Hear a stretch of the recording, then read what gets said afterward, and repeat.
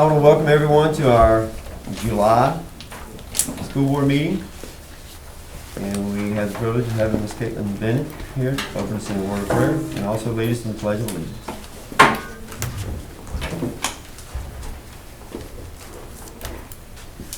Bow your heads and close your eyes. Dear Heavenly Father, I come to you today asking that you will help and bless us as we are gathered here today. I pray for guidance in the decisions that are being made today. And God, I ask that you will fill them with your grace as they make decisions that are going to affect the students, faculty, and staff of this school system. God, I ask that you just give them wisdom, courage, and strength. In your name I pray. Amen. Amen.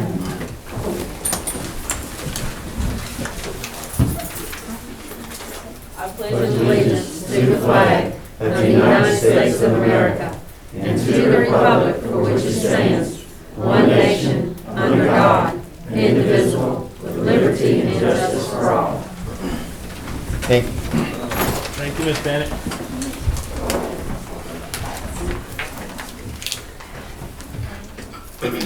If you, all board members, if you look, there's a action item at your desk. There's a calendar adjustment. So we want to add that to the agenda as item, because it deals with the opening of the school. We're going to add it as 13B. Propose to add that as 13B. So with that addition, you have the consent item for you, the agenda, the minutes of the June 9, 2020 meeting, and policies for revision, IHA grading system, IHE promotion and retention of students in grades 8 through 12, and also fundraiser for JV cheerleading.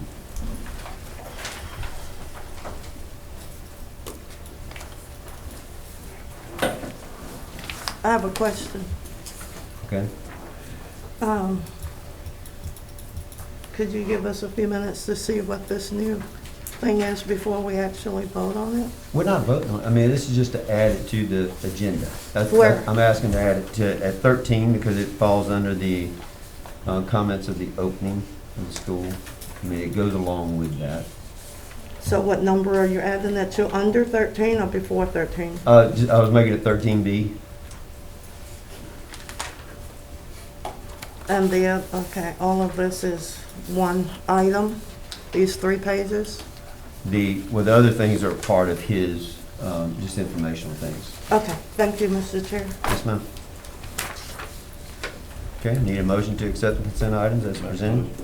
I have a motion by Mr. Huntman, second by Mr. Madison. All in favor? Unanimous. Okay, we have a public participation tonight. We have 3 that have signed up.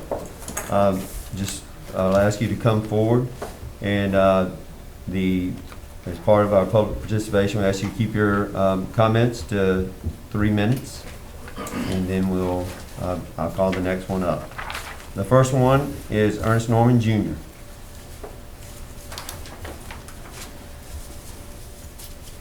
Is Mr. Norman back there?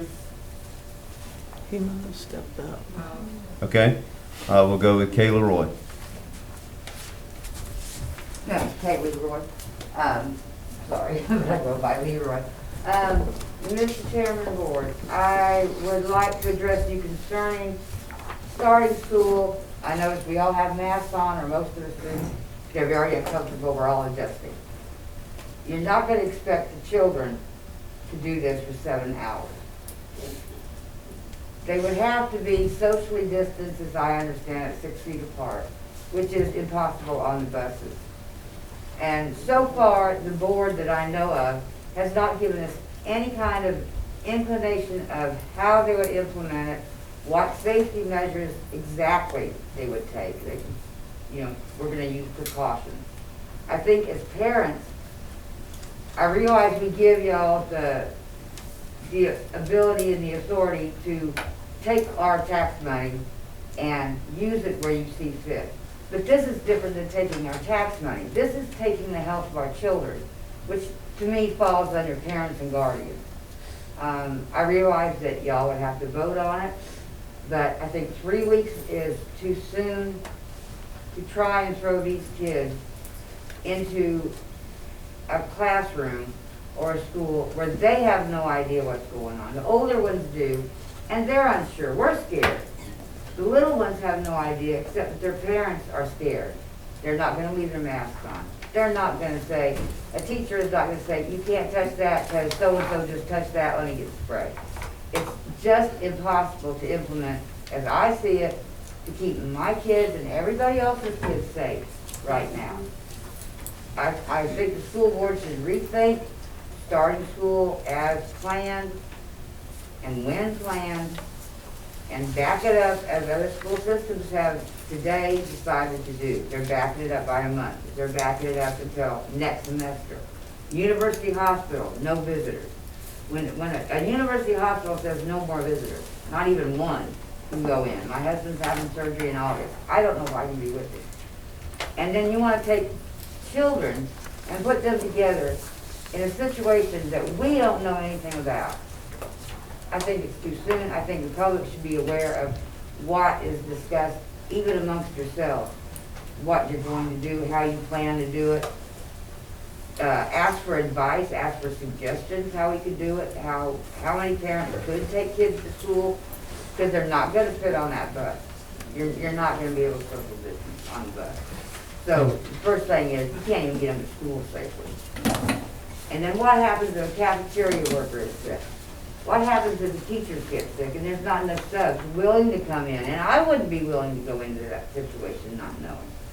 And I don't think we're getting the answers we deserve when school is supposed to start in 3 weeks. And I just think you're not keeping us aware, and I don't think you're asking for enough input. I appreciate the fact that there's a survey, but even doctors are asking for suggestions from other doctors. Hospitals are asking other hospitals. Schools are asking other schools, what are you doing and why? And I don't know if y'all are doing that because we're not being told. And like I say, electing you to handle our money is one thing. Electing you to decide the health of my children is another story. And I do give you, they have a nurse, you call me if they call, you call me if they're sick. This is not in that category. This is basic health. And most of Lincoln County is teachers, administrators. It's the biggest employer. All of our children, most of the children go to that school. This is the heart of Lincoln County is our school. And when you take that heart and you don't take it seriously, their health seriously, and let the parents and guardians have a say-so in how our children are handled under these circumstances, I think you're doing a disservice to us. I think we're doing a disservice to our children if everybody doesn't get up and say something about it. I shouldn't be the only one up here saying, look, these are my kids. Well, they're my grandkids that I have. I don't want to throw them into a cesspool of I don't know what it is, and I don't know how you're going to handle it. How we're going to be informed if a teacher or a cafeteria worker is sick. Restaurants, if somebody is sick, they have to close down, have it sanitized. So do we close the school down for a week, sanitize it because the cafeteria worker got sick? Okay. It's, Thank you, Ms. Milroy. that's my concern. Thank you for We listening. appreciate it. Mr. Chair, may I ask a question before the next speaker while they're coming? Ms. Freeman, we make it a practice not to. I know, but this is a safety question. According to Georgia open records law for meetings, when we have a crowd of this size, we should move to a larger room where everybody can practice social distancing and feel safe and secure. So, according to, I don't have my phone, to the policy for open records, open meetings, we're to move to a larger room, a bigger space to accommodate the overcrowd that we have. And with COVID-19, I would feel better if everybody could social distance. So could we recess, go to a larger space so that the parents who have concerns, because I feel like as board members, we need to respect the fact that they showed up tonight, but we also need to respect the fact that COVID-19 is real and let them be able to speak safely and securely without having fears that they may get COVID. And If you don't know where that is, I'll be glad to pull it up on the computer. When I talked to you last night and told you a large crowd was coming, you said to me you didn't know that was a law or a rule, and it is. No. No, that's what you said. You said, I've been on this board for 10 years, and Ms. Freeman, I ain't never heard of that. No, I said we've never moved the meeting, Ms. Freeman. If you're gonna quote me, please No, quote it correctly. that ain't what you said, Dr. Wright. Jason. But anyway. Do you have space ready for that to handle our meeting? We do if you want to move, sir. That's your call. What will we need? What is it capable for our computers too, or will we have to be paper? Will it be a Yes. screen, or what will we need to do? We'll take the computers with us. Well, Mr. Chair, you knew last night. That's why I called you last night. Okay, but I just want that clear. I called you and Dr. Light last night And and Doc- told you we were expecting a large crowd. You said no. You said we're gonna have our meeting in the same place at the same time. Ms. Dr. Light, you said the place you have prepared? It is prepared, yes, sir. Okay. You know, the auditorium? High school auditorium, Okay. yes, sir. Or high school, middle school auditorium. Board members, if you would, you're gonna need to take your computer, please. And we'll move to the auditorium. Right now it is 7:10. We will resume at 7:20. Okay, I'd like to start our meeting, reconvene. And also I'd like to, we're in the part of public participation. One more time, give Mr. Ernest Norman Jr. a chance if he's present. Okay, then Ms. Shannon Zeller.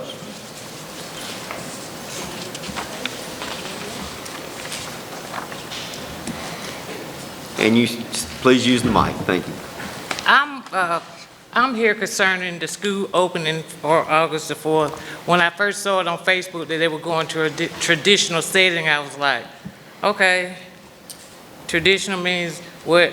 When March school started, the same thing will go on. So I was like, no, that ain't jiving well, because, you know, COVID, the numbers in Lincoln, we went from 19 in a week and a half, we went up 66%. So you telling me you gonna put my kids in, my son in a traditional setting with everybody else into my mask? So I was like, I'm getting the 4-1. So I called Dr. Light not this Monday, but last Monday, because I wanted to know, tell me, what is what? What are precautions y'all gonna set forth about keeping the kids social distance and everything? And he told me about, you know, they're gonna try their best social distance masks. They got this new vinyl oxide that they're gonna sanitize the rooms with and put it in the air conditioned vent where it's sanitized room. Well, my question was, okay, you changing classes, you got 5 minutes in between the classes, are the teachers gonna clean the classroom when these other students leave out of there? He was like, if they have time, they will. I'm like, if you have time, you know, that is, to me, that's crazy. If it's airborne, touching surfaces, to me, that's just crazy. And I said, well, do we have an option of where, if we don't want to send our kids to school, do we have another option besides, you know, do we have on virtual? He was like, no, we just got traditional. I was like, well, a lot of parents don't feel comfortable about sending their kids to school. We need to have another option of where our kids can learn. I know kids need to be social, they need to be in school, but something just throwing them in school, in the lunchroom, you passing the house together, kids gonna cough, kids they want to rub up against each other, and that's a safety hazard to me. The school will be liable, because you can't, like I say, these kids go in and everywhere, go on trips and they come back, come to school, interact with the teacher, teacher get it, then you got to quarantine everybody in the classroom. They have how many people go in the classroom? You got to quarantine everybody in the classroom, then what? You got nobody at school. And from what I mean, I can see, I was looking at the reference to Warren County gave, even McCormick, they smaller than Lincoln, and they got a better protocol than we got. They got where they running on the A, B, C, D. Kids go to school, the A and B go Mondays and Wednesdays. C and D go Tuesday and Thursday. Friday is teacher's professional day. You get what you get. In those days, the kids don't go to school, you still got homework. But like most parents, and I've been talking to, they like, I don't feel comfortable sending my kids to school. So if they take their kids out of school, you got less kids participate, your federal dollars leaving. These kids ain't, what if they don't want to come back to school because they like virtual learning? Next year, this big budget y'all got zero, because the money followed the children. Because I looked on the Georgia website and said, low to no spread. We have no low to no spread. To me, Lincoln is a hot spot now. We don't went from 19 cases a day. I looked at, we 69 cases. There's no low to no spread. We the low to moderate spread. Every day it's 3, 4, 5. It's going up every day. So it's like on the school bus, you want us to throw our kids on school buses and all this different stuff. And then I said, well, if, say for instance, the numbers rise, what do we have in place, you know, for the kids to also learn? He was like, well, we got junk drives. I'm like, junk drives? To me, that's the same thing we did in March when they sent out paper stuff home and the kids didn't do it, and then you called, teacher wasn't taking it up, so the kid was just out of school. I mean, we got to have something in place. You had from middle of March, April, May, and June to come up with something. 3 different options. I know he was saying a Ms. lot Sellers, of... your time's up, so please finish. Thank you. Mr. Chair, can she finish her last thought? I'm interested. What was that last thought? Oh, about, you know, it was saying that a lot of people don't have internet service, but the CARES Act, from what I was reading, and I looked online, because I read the education website, we received $275,000 in grant money, said that you can use it as hotspot for school buses. Part of school buses in these areas that don't have internet, they can hook up on it, and they can have hotspots so they can be able to do virtual learning. Easy. Okay, thank you, Ms. Sellers. Mr. Chair. Next on our agenda is financials. Mr. Chair, Mr. Ernie Norman is present. Okay. Mr. Norman, if you would use, if you can use the mic over here. I don't want to prolong time. I'm assuming and hoping that my questions will get answered during the course of this meeting. Okay, then that's fine. All right. I just want to say my concerns as far as a public official, or I'm concerned about the community as a taxpayer. I'm concerned about the ramifications of what's going on, and I'd like to know. And as a parent of 2 kids in the system, I quite frankly want to know who did I hold responsible if it don't go right. That's about all I got to say. Thank you, sir. Okay, next on our agenda is financials. Ms. Bufford.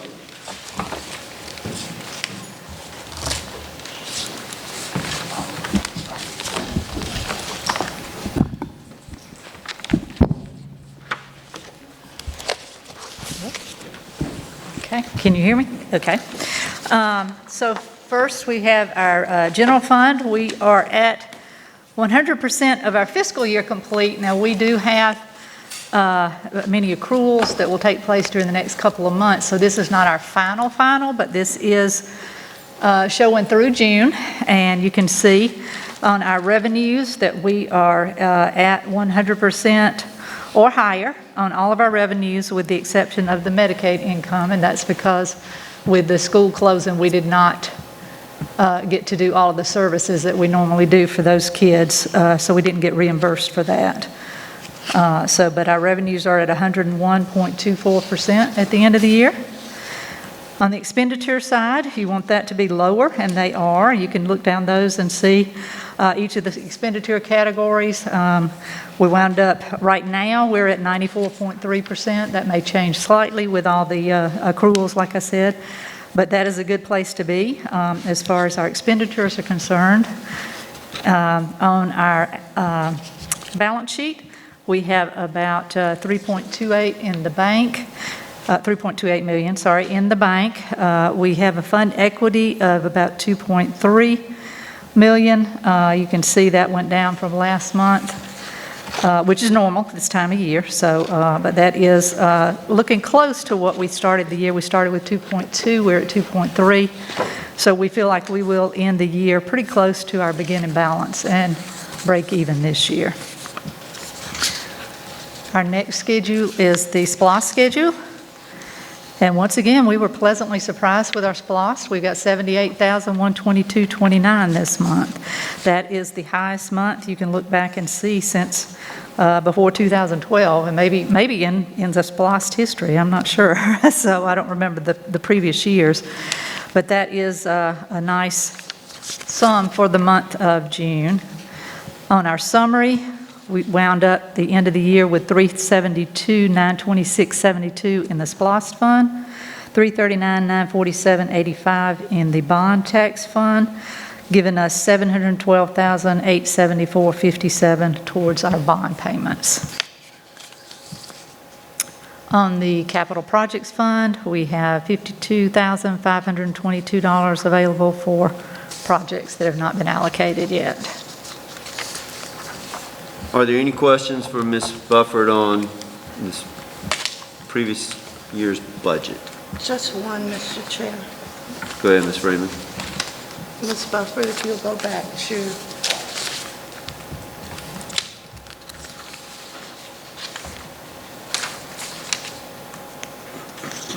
total general funds expenditures. Okay, expenditures? Mm-hmm. Okay, I see that there is number one, the beginning of, the end of the new budget was when? June 30th. June 30th?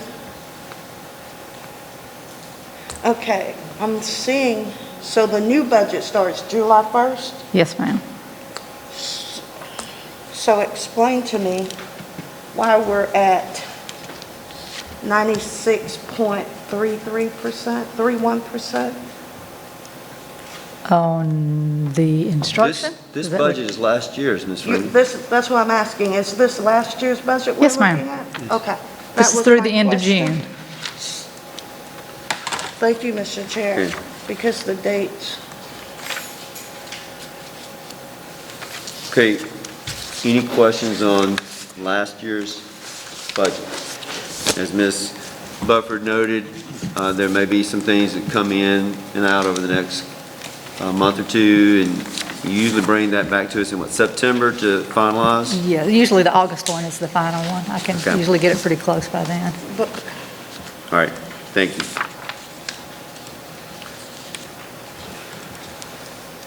All right, next on the agenda is the 2020-21 second budget hearing.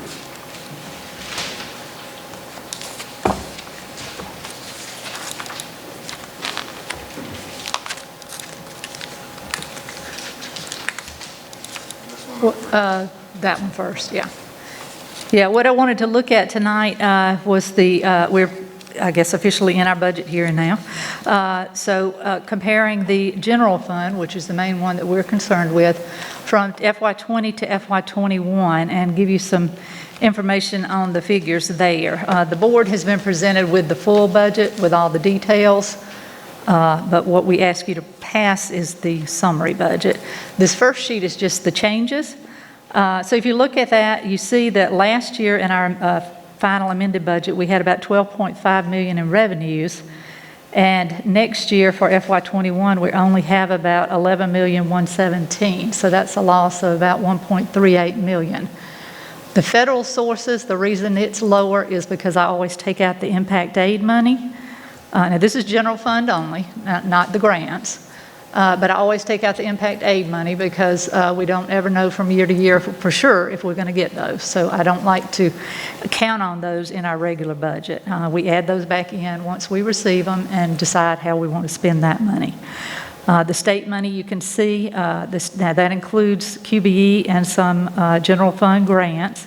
That has gone from 7.6 to 6.5, so we lost about 1.1 million in our state monies. I have not changed the local taxes.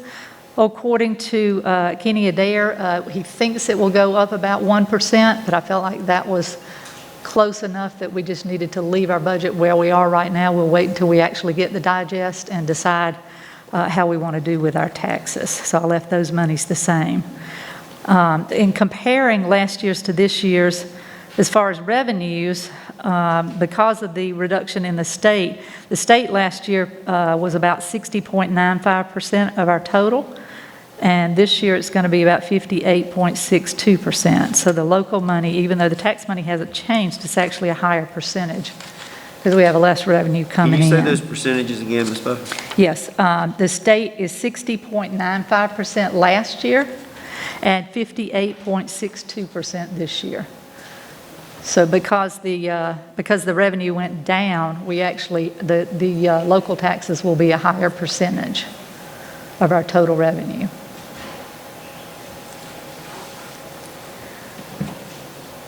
On the expenditure side, because we had lower revenue, we did also cut our expenditures. We went from $13.294 million to $12.661 million.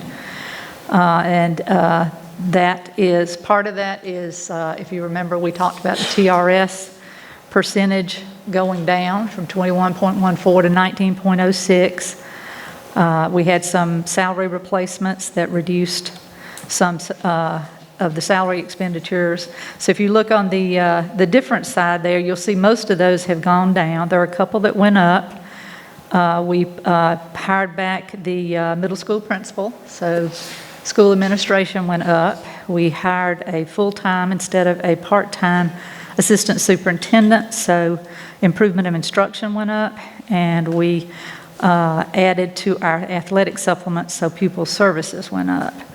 But everything else has gone down proportionately. So what we're looking at is starting the year with an estimated fund balance of 2.2, using that fund balance at 1.5, and coming up with a estimated fund balance of $700,000. Now, Dr. Light will be quick to remind you that because I budget conservatively, our revenues will probably be a little higher, our expenditures will probably be a little lower. So we feel like that figure will probably be closer to what we're estimating this year, the 1.5 million. So we are not proposing, well, it depends on what the board wants to do, but as far as this tentative budget, we have no work schedule reduction days or increase in taxes in this. So that is up to you if you don't want to use the fund balance, but we feel like right now, we're recommending that we use the fund balance. That we do what?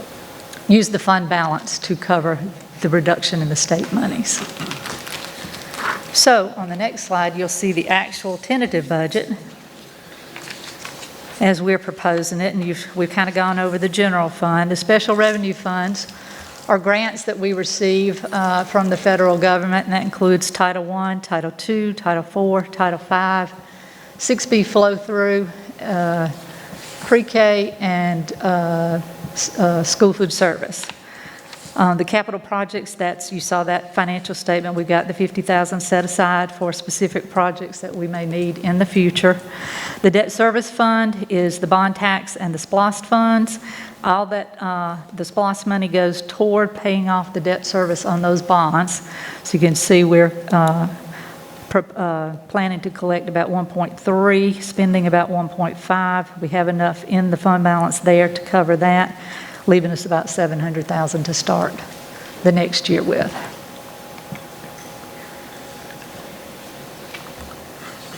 Any questions for Ms. Buffer? Yes, Mr. Chair, if nobody else, Mr. Heitman's hand. Go ahead, Ms. Raymond. His hand went up first. Go ahead, Scott. Ms. Buffer, with your estimating, what is more likely that actual number instead of the 756? What? I think we're 5 above and 5 below. What is that number actually going to be? You're talking about the fund balance? Yes. The ending fund balance? Yes. Consistently in the past, we have been about $700,000 to $750,000 higher than what I budget. Okay.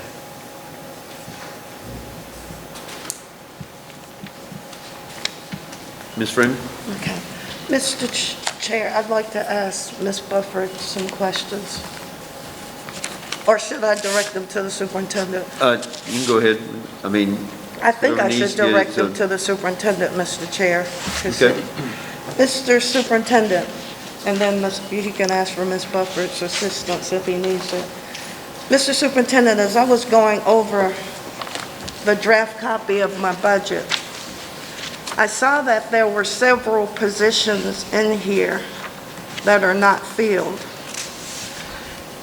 And I was thinking with COVID and everything that's going on, and we're staffed, why are we overstaffing when we know our fund balance may dip down to $703,702?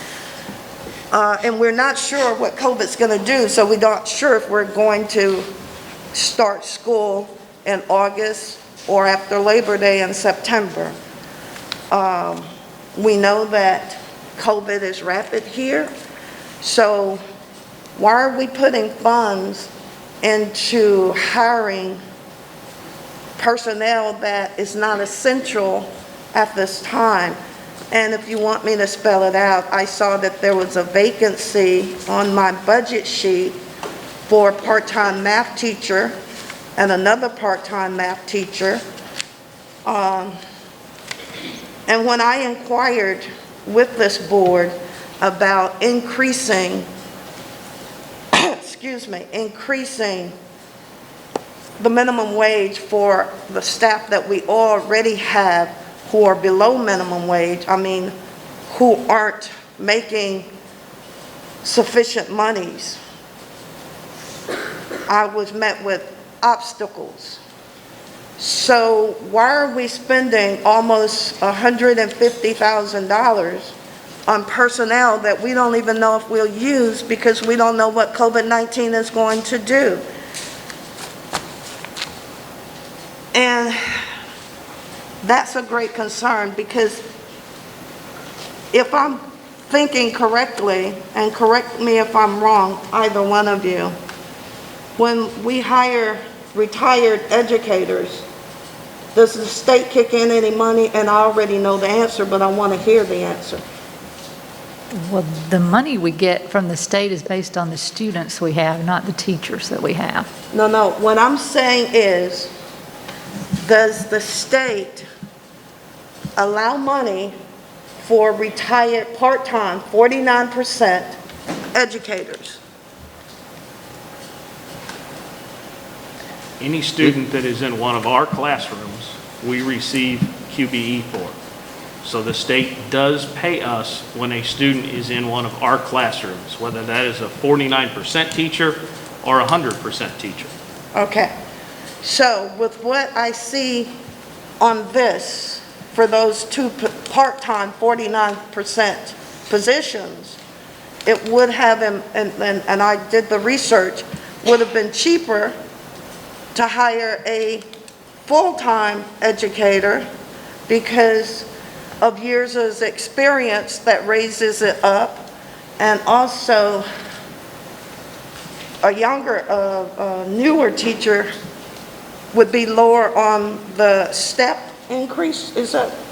That's correct. Yeah, It'd be low on the salary schedule. So it would have saved us a lot of taxpayers' dollars, because whether you're looking at it the state or the federal or local, it still all comes up to be taxpayers' dollars.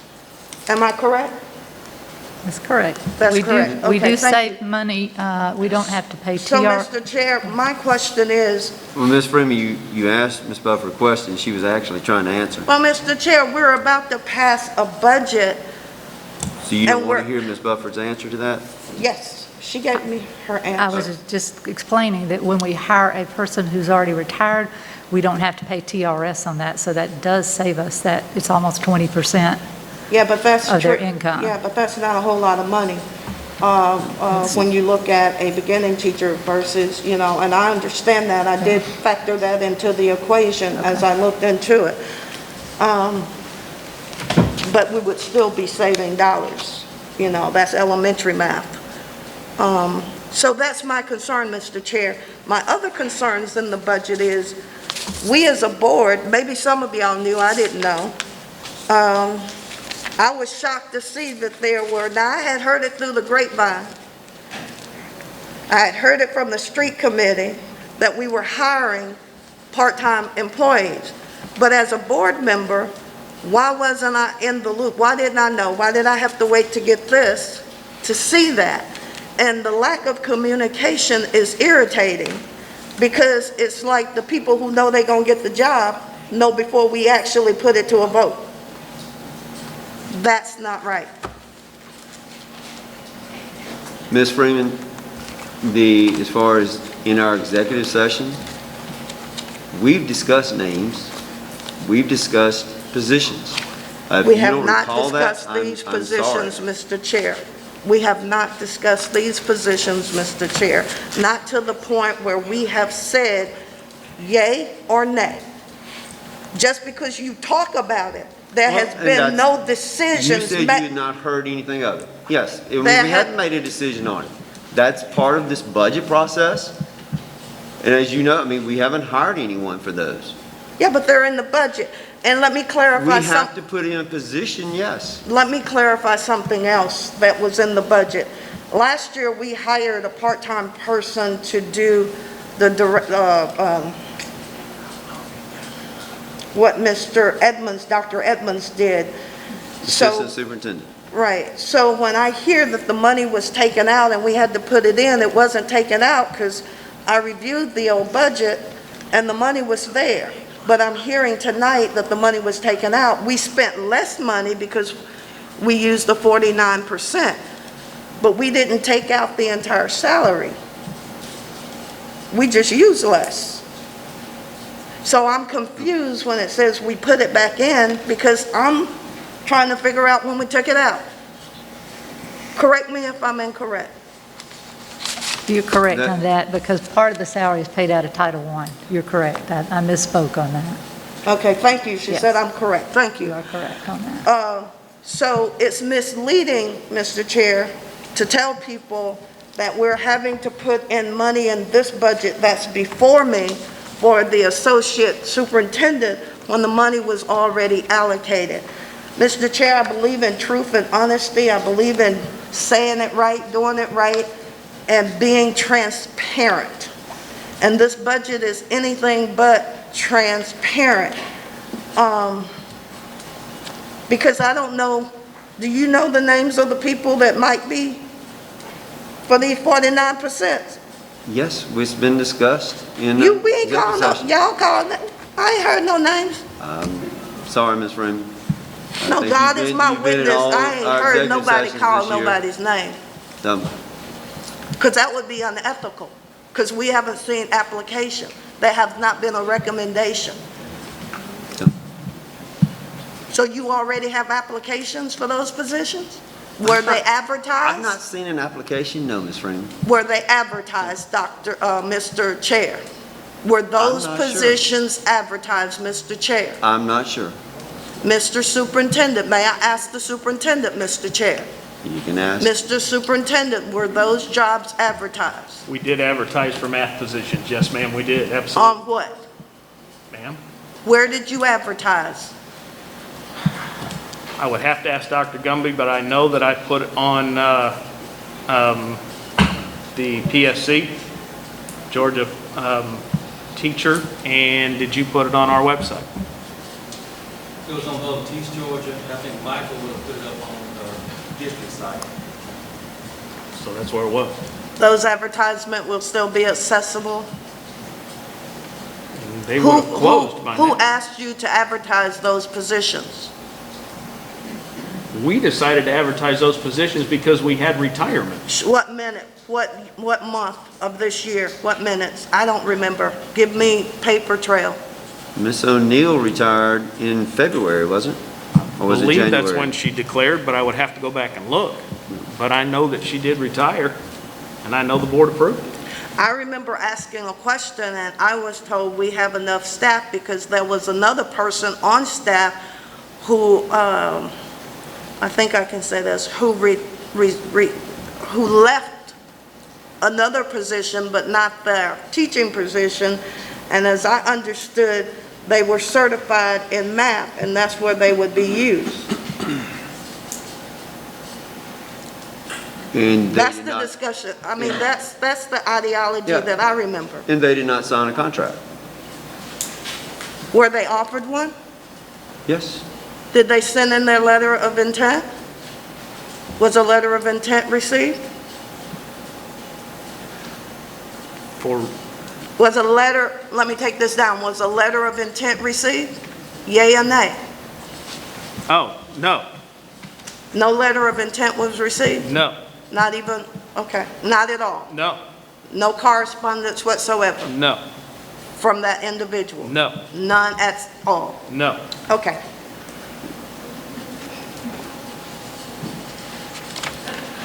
Okay, Ms. Freeman's had several things that she mentioned. Does anyone else have anything that they see in the budget that they want more explanation on, more clarification on? There's one other that I have if nobody else has a question. Y'all have one? Go ahead, Ms. Freeman. Okay. Clarification on this.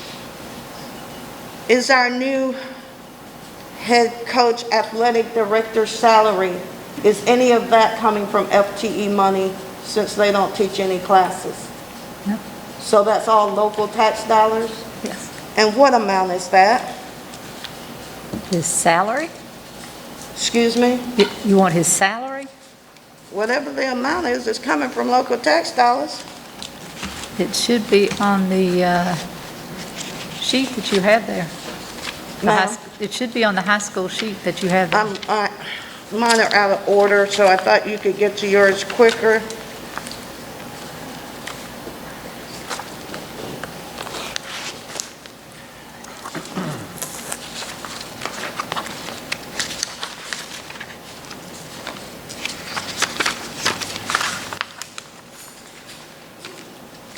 I have it.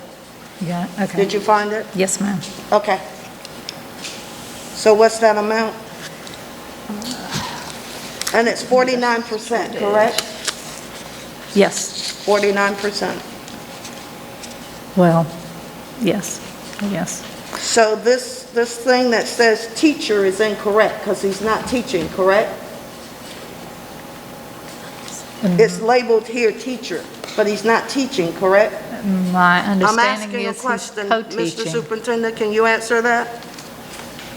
He is not the teacher of record, no ma'am. Not teaching. So teaching is, I can scratch through that.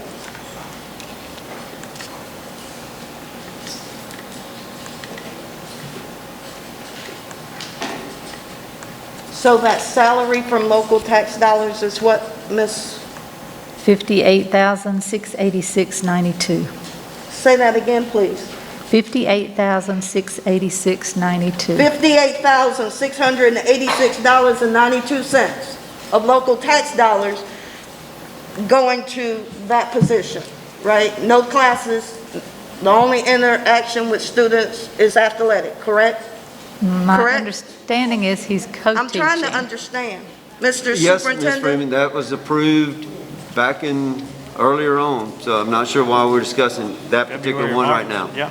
Let me make this clear. It's why I'm discussing this, because this was not approved, because it couldn't have been approved, because we only approve salaries at the time we do budgets. This is the first time I'm seeing this. But anyway, that's neither here nor there.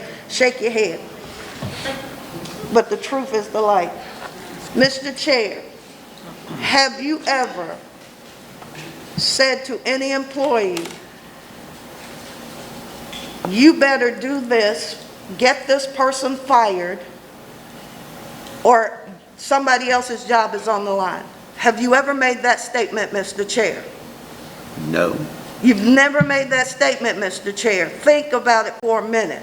no. You've never made the statement, Mr. To Chair. get someone fired, To get somebody fired, or you would hold the other person and make sure they got fired. the only one that I could hold responsible is Dr. Light. And for any employee here, You've never And- requested anybody to fire another employee. Ms. Freeman, I'm asking a question. I have made the statement to Dr. Light that I would not approve someone. I'm not talking I about have made the statement to Dr. Light that I would not approve someone. Okay, maybe you don't understand my question. I'll make it simpler. Have you ever asked Dr. Light or anyone else to fire someone that was already on staff? No. Thank you, Mr. Chair, for that answer. May I ask the superintendent? Mr. Superintendent, would you answer the same question? Have you ever been asked to terminate anybody on the request of the chair? No. or any other board member? No, Unequivocally, no. nada. Thank you, Mr. Superintendent. Okay, any other questions on the budget? Okay, we have a tentative budget. Wait, just For one us- second. before One us? other in the budget. Is this about the budget, Ms. Ray? Yes, this is one other budget issue, Mr. Chair. I assure you, it is as the others were budget questions. Yes. You don't realize it, yes, but it was a budget question on what I just asked you, but I want to ask you another one. Is there anything in this budget, Mr. Chair, Mr. Superintendent, that you are thinking about deleting or going to request that we delete? Any employees, any part-time, full-time, whatever, hourly? Because I would like to know now. I don't know that answer. At this point would be no. At this point, meaning this minute, or This minute when we would go be to the no. back room? At this minute would be no.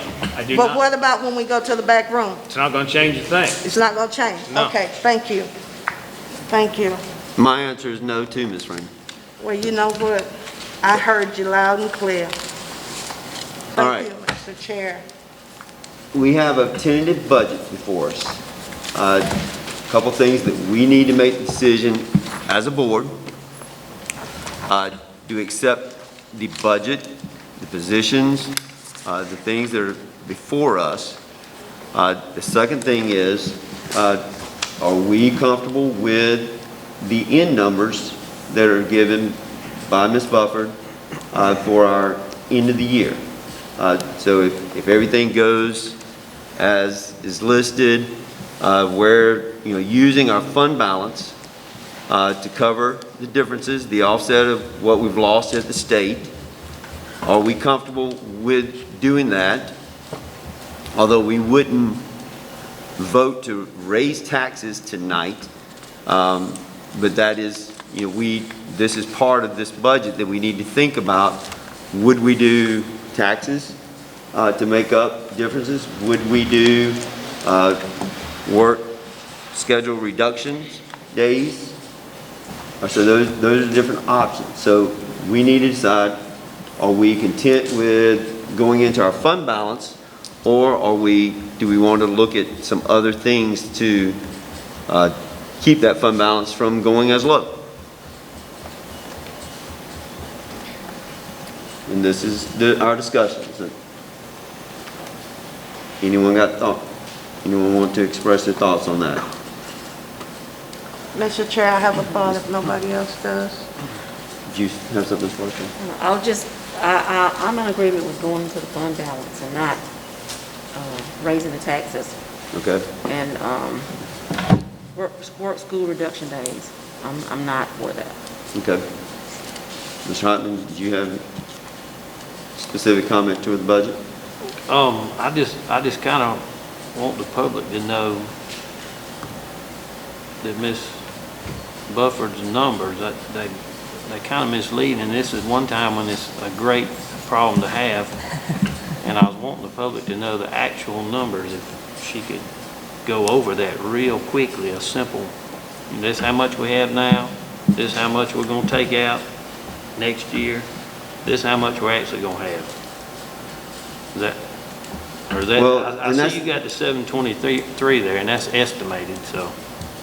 And, I mean, if you look, the best way to look back is for her, because I'm not going to put her on the spot because that's the whole part of her budgeting. But one of those is the federal impact aid.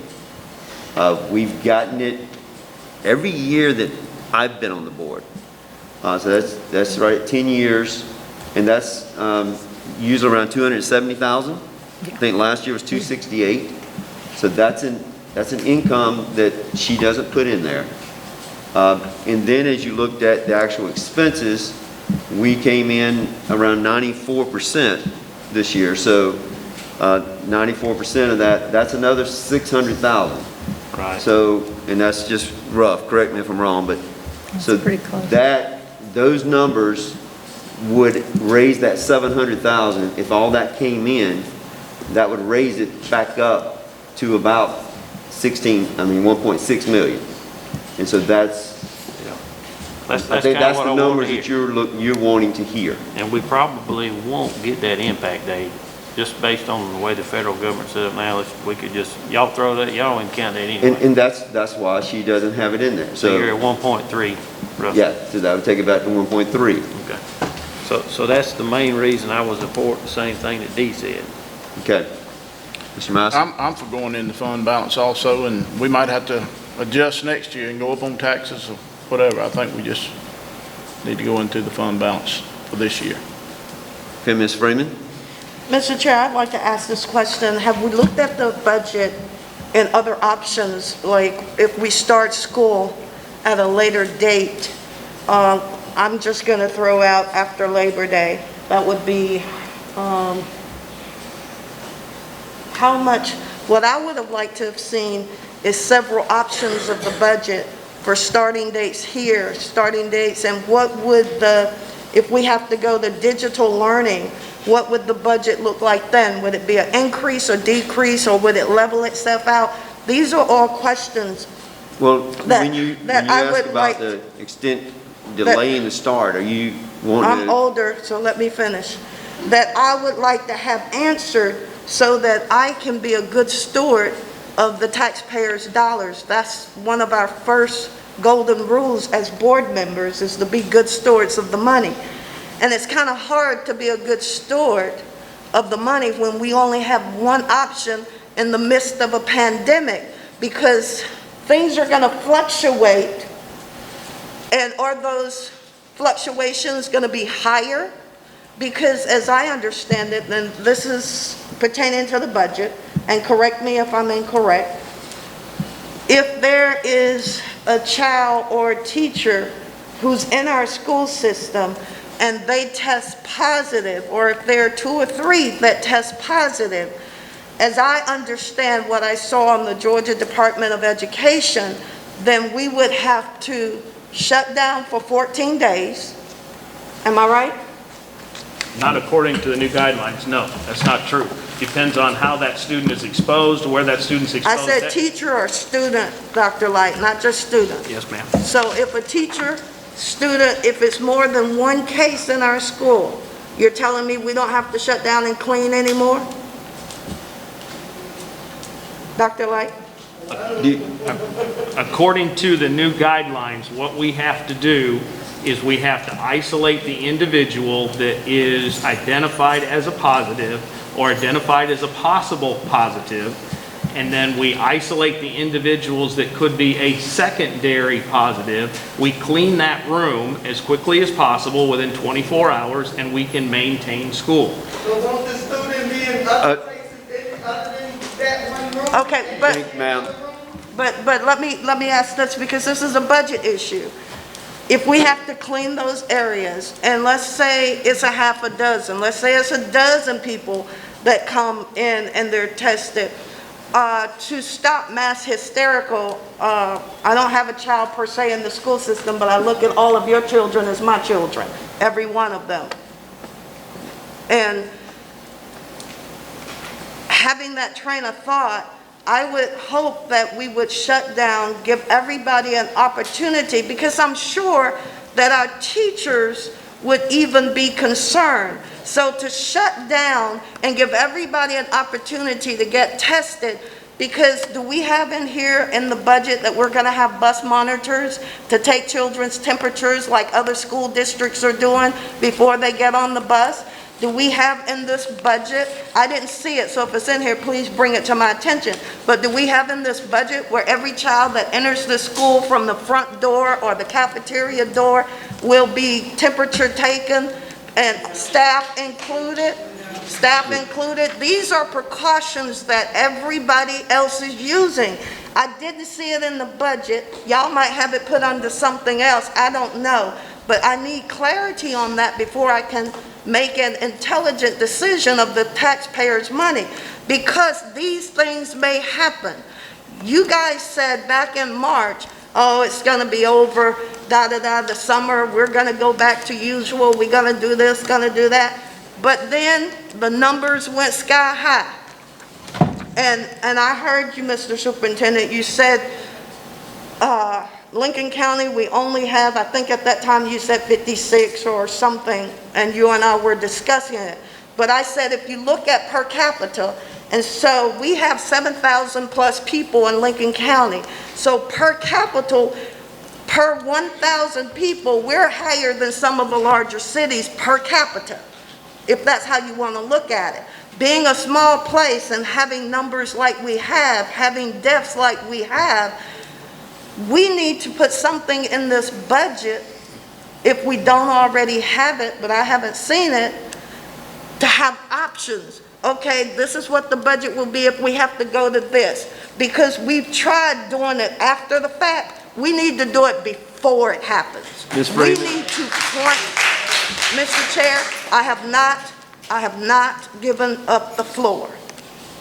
So, Mr. Chair, as I was saying, please don't interrupt me again. You might be chair, but you ain't God. So, as I was saying, we need to know every side of the coin. And I think that would make me feel better, it would make the community feel better, if we had options, budgetary options. Because you guys are looking at the first line of defense is raising taxes. Now, if ain't nobody working, ain't no money coming in, how we gonna sit here with sick people and raise taxes? That's crazy. That's inhumane. It's just wrong. In the midst of a pandemic, we gonna raise taxes? That shouldn't even be on the table. Now, that's just my opinion. Okay, Ms. Freeman, back to your original question there about options. When you ask the question about delay and the impact of delay, are you saying that workforce reduction days? I mean, what are you asking for when you talk about all these things? What options do you want to see? Because last month, we showed what workforce reduction days would be. So, I mean, are you asking when we do a delay, is it going to save? I mean, are we just going to cut out student days? Are we cutting out teacher days? What are you wanting to see? We can't just, I need you to ask, something specific, and then we might can answer. Okay, I need you to put your ears on, and I'm going to be as simple. The Bible said make it so simple that the simple ones can understand, so I'm going to make it as simple as I can. He showed us some numbers the other month. Yes, you're correct. Excuse me, y'all, for taking off my mask. But those were not included in this budget. This is what I'm talking about, the B-U-D-G-E-T, the budget. I'm asking you what we talked about. It was not explained in budgetary terms. It was just in, this is a possibility. We should have those options is what I'm saying. Yes, the discussion was had. But I also told y'all a whole bunch of other stuff that should happen, and that ain't happened either. I said we should do a survey 2 months ago. I said we should have community input 3 months ago. I told you we need to hear from the community, the parents, and the teaching staff. Y'all sit on your behinds and just did it the other week, or this week, or whenever you did it, but it was too late. It should have been out there. Now, if you want to talk about what I said, tell the whole story. I'm asking, Ms. Freeman. Mr. Chair, I'm asking you. He get paid to do the budget. We have 2 employees. If you want to pay me to do it, let me know and I'll go to my other day job. It ain't my job to do the budget. Okay. Let's not get that twisted. We have a budget in front of us. It is the tentative budget for our next year. This is our second hearing on it. We need a motion to accept the budget, to move on with it, or we can go to something different. Mr. Chair, I motion to table this budget until we have options so that we can make good decisions and and be good stewards of the taxpayers' money. That's my motion. You hear Ms. Freeman's motion to table this budget? Could we have a second? Can I make a comment? No, don't we have to have? We need to have a second on this motion. Okay. Okay, the motion dies for lack of a second. You have another comment, Mr. Hyman? If we could, well, I think we're on number 8, approval of tentative budget. Number 9 says set date of call board meeting to approve final budget. That is correct. So we're gonna have an opportunity to dive into this more, right? If This we- is a tentative budget. Everything can be changed on it before we do the final vote. That is correct. Okay, and this is a budget. Yes, it's a Okay. budget. I'll make a motion to approve the budget as presented. Okay, we have a motion to approve the budget as presented. Do we have a second? I'll second. We have a second by Mr. Madison. Question. Approve the budget as presented. Yes, Ms. Raymond. Question. Mr. Heitman raised a point, so I want to ask Mr. Chair, before this vote goes, will there be additional options to this tentative budget? If any changes are made between the tentative budget and the final budget, and please correct me if I'm wrong, those exact changes must be published to the board and the community, correct? They have to be made clear Correct. when you vote on the final. You have to let it sit for 2 weeks and then vote on the final budget, but any changes can be made in that time. So that's my point. So what, just so, if you didn't hear what Ms. Buffer says, so if we made a change before we voted on it in 2 weeks or whenever we set the date, then it would also go another 2 weeks before we would actually vote to approve it. And my point is, Mr. Chair, at our first hearing, we had no attendees. COVID-19 is real. So that was my point. We should have had this information tonight. But I rest my case. Thank you. All right, we have a motion and we have a second to approve the tentative budget for 2021 school year as presented. All in favor? Opposed? Vote 4-1. Next item on the agenda is to set the date for the called board meeting to approve the final budget. We have to wait 2 weeks. Correct. So the earliest we could do it is Tuesday, what day is that? 28th. Today is the 14th, it's 28th. Yes, sir, Yes. 28. Yes. Now, that does not have to be at night. You can make it in the morning if you wish to, as long as we advertise it. It's, it's whatever the- time the board wants to have it. So the week of the 28th, 29th, is anybody going to be out of town that week? That'd be the first thing.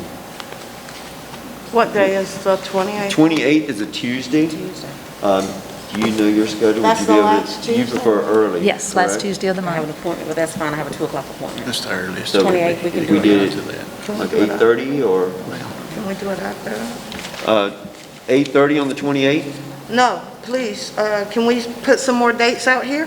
29th, 30th? It doesn't matter to me, but Would you be okay on the 29th and 30th? Yep. Mr. Hyman? Any time's okay with me. What time are you looking at? You said early morning is usually better for you, right? But I'll do whatever we need to do. Early morning is not good for me. Okay, 4 o'clock? 1? That'd be right in the middle of your day. That's okay. I'll come back.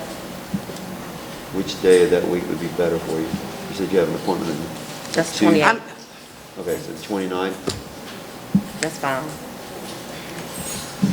29th at 1? Mr. Hyman, okay? Yes, sir. All right, so the date for the call board meeting will be the 29th of July, 1 a.m. 1 p.m.? PM. I'm sorry, yes, 10 p.m. 1 Do 1 a.m. PM. Thank you. Mr. Chair, question on the agenda. Yes, ma'am. I know it might have been an oversight, but on number 7, when it says 2020-21 second budget hearing, isn't the public supposed to be able to express a concern at a budget hearing? We had our, Question, is the public able to express concerns? Because you didn't make that clear, so I'm trying to have Okay. clarity. yes, Isn't that why we have budget hearings? yes, that You is. never made that clear to the public. Okay. some of y'all might have known, did y'all know y'all could have said something? No. Okay, it was just his oversight, I'm sorry. Next item on the agenda is. I got a question again. Okay. I know that we set the date for June the 29th at 1 o'clock, but the items that Ms. Freeman brought up about the added expense for the COVID, will we have that information? Will that information be provided to us prior to this date? Will we know, I mean, is there any? We can attempt to try to explain what the cost would be. Understand that if we had to shut down for, let's say, 14 days, which was one of the examples Ms. Freeman gave, you can't shut down the school and not pay people that are here cleaning, not pay people that are teachers, et cetera, because we have a contract with them. That contract was arranged with them prior to the March meeting, so we have a contract for the whole year. So to turn their pay off for 14 days because of a COVID situation, to turn it back on is really not a possible situation. It's against the contract. So we really can't do that. So to say that there's a savings, there may be a bus savings because the buses aren't running, that's possible. And we can try and compute that, but there isn't a salary change. And one of the conversations we had at our last budget meeting was the salary change, or the salary is 86% of our budget, so that's where you make the difference in trying to save money, is you have to deal with salary. Mr. Chair, I want to piggyback on that for just a second. So you restated again that salaries make up 86%. You restated that contract workers, teachers, have to still be paid. We know that. But who else is contracted on our staff other than you, teachers, and administrators, etc.? Are our janitors contracted? Is our lunchroom staff contracted? Who works at the will of the board? How many employees do we have that serve at the will of this board? I don't know that exact I didn't number expect you to. But that's information that you should be able to give us. Well, I know that we have 96 teachers. We have 196 employees, if I remember from a conversation today. So we would have right at 100 people at the will of the board. And you're counting your 49%ers who are also contracted? Currently, they're not contracted. I so- know, but that's what I'm saying. You just made my case, thank you. So those numbers are still incorrect. Well, they're in the budget. That's my point. So you should know those numbers because you put them in the budget. Thank you. They're in the budget. I'm not questioning that. They're in the budget on purpose. Okay, our next item on the agenda is authorization to sign financial documents. Mr. Chair, would you repeat? You were muzzled. Our next item on the agenda is to sign authorization to sign financial documents.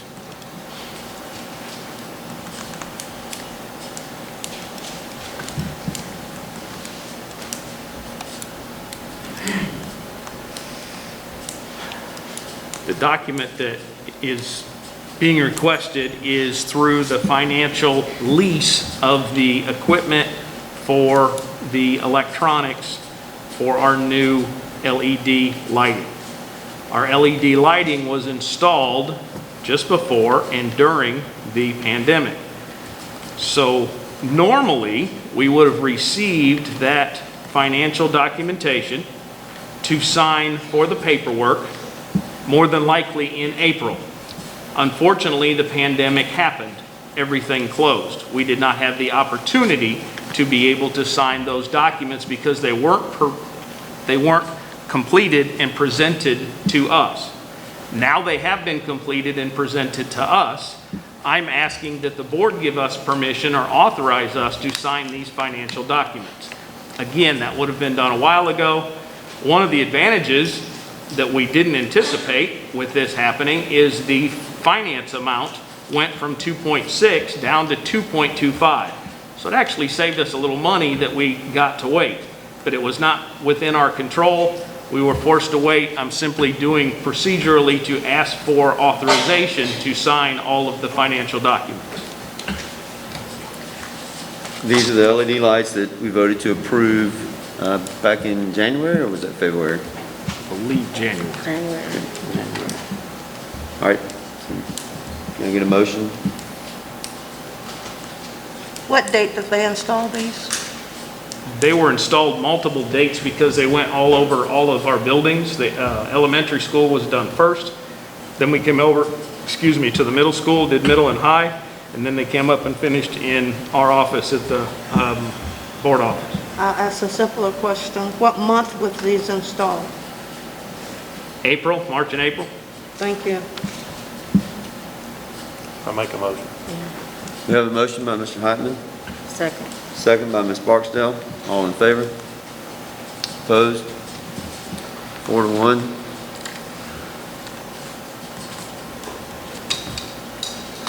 Next item is the student enrollment waiver, or request, rather. Board members, I received a letter, and the letter you see in front of you, the community cannot see this letter because it mentions the individual's name. However, I received this letter requesting that the student, who is currently a high school student, their family is looking for property to build their final or forever home, as it states in this letter.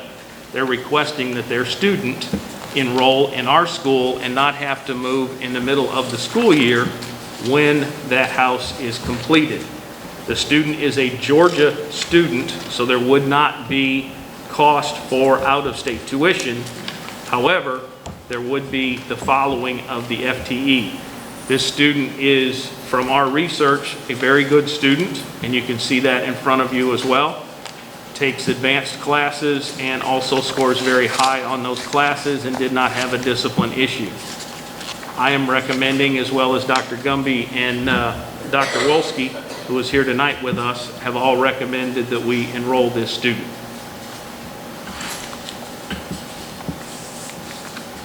I'll make a motion. We have a motion by Mr. Madison to enroll the student. Second. Second by Ms. Barksdale. All in favor? Question. Yes, ma'am.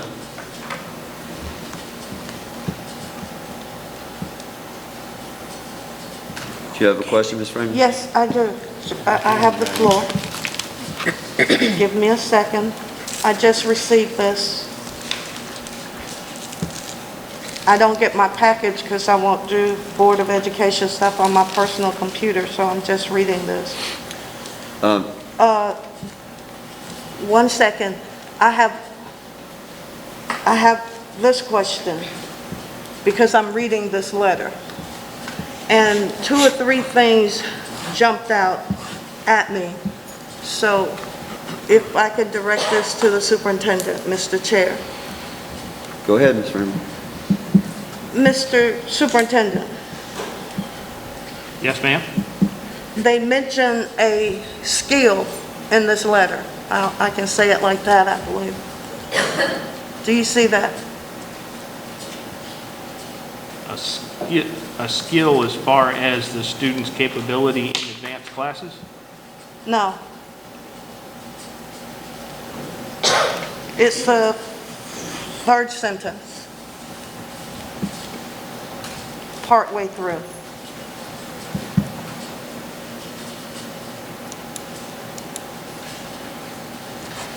What, Ms. Freeman, Never mind. Are you reading the name wrong? That's the last name. That's not a skill. that's the part, because the handwriting is not very good. Do you see that too? I see you shaking your head. The handwriting is That's the little. last name. All right, hold.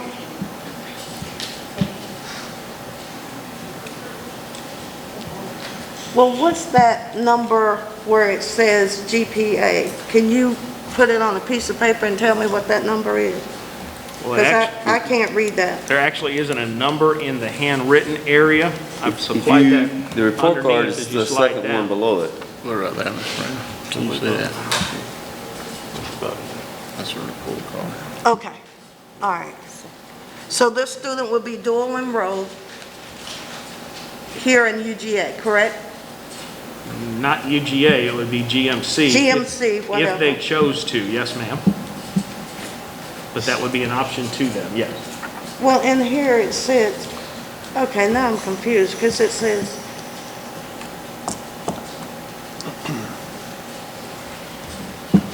so they're just certificating, or is it a decisive decision that they will be a dual student? Because I want to get back to the FTE. They're just saying they want to take advantage of that. They know that they have that here. Okay, so will that affect FTE? That's my question. None if they're dual enroll, no. Because they would still be our student and enrolled all 4 classes. So when are they deciding to move here? When are they? To start the school year if the board approves it. Excuse me? To start the school year if the board So approves where it. would they be living? They would be living in Are their they current renting a home. space here? They would be living in their current home until their home here is finished built. Has So that they- process started? No, it says they're No. looking. They're looking. So I have a problem. Let me tell you what, I know we've approved people to come across the line and come into our school. Does some of their family work here? It doesn't mention that, no. So, Okay. They just want to be in Lincoln County Schools and they want to build their forever home here. They're wanting to move to Lincoln County Schools. And it does say, very complimentary, how strong Lincoln County Schools are. And Well, they they must be want to drinking be the in Lincoln Kool-Aid. County Schools. I'm sorry? I didn't say anything. Okay, well, I didn't say anything. all discussion But- over. But Dr. Light, Ma'am? how are they connected in this county? Because some, people just don't up and say, I want to go to Lincoln County. Are they going to drive up here every day? It says that in the letter. According to the letter, Yes. it does state. that, yes, Jason, ma'am. then get it to me before I get here. Ms. Freeman, Don't everyone talk to else has, we have Assembly, we have computers, you have it printed out on Friday. If you choose not to do that, that's Yeah. your choice. So if I We have a choose, motion and we have a second. and I have a question and I have the floor. So, I call the My- vote. We have a motion, we have a second. Oh, All in geez. favor? Opposed? 4-1.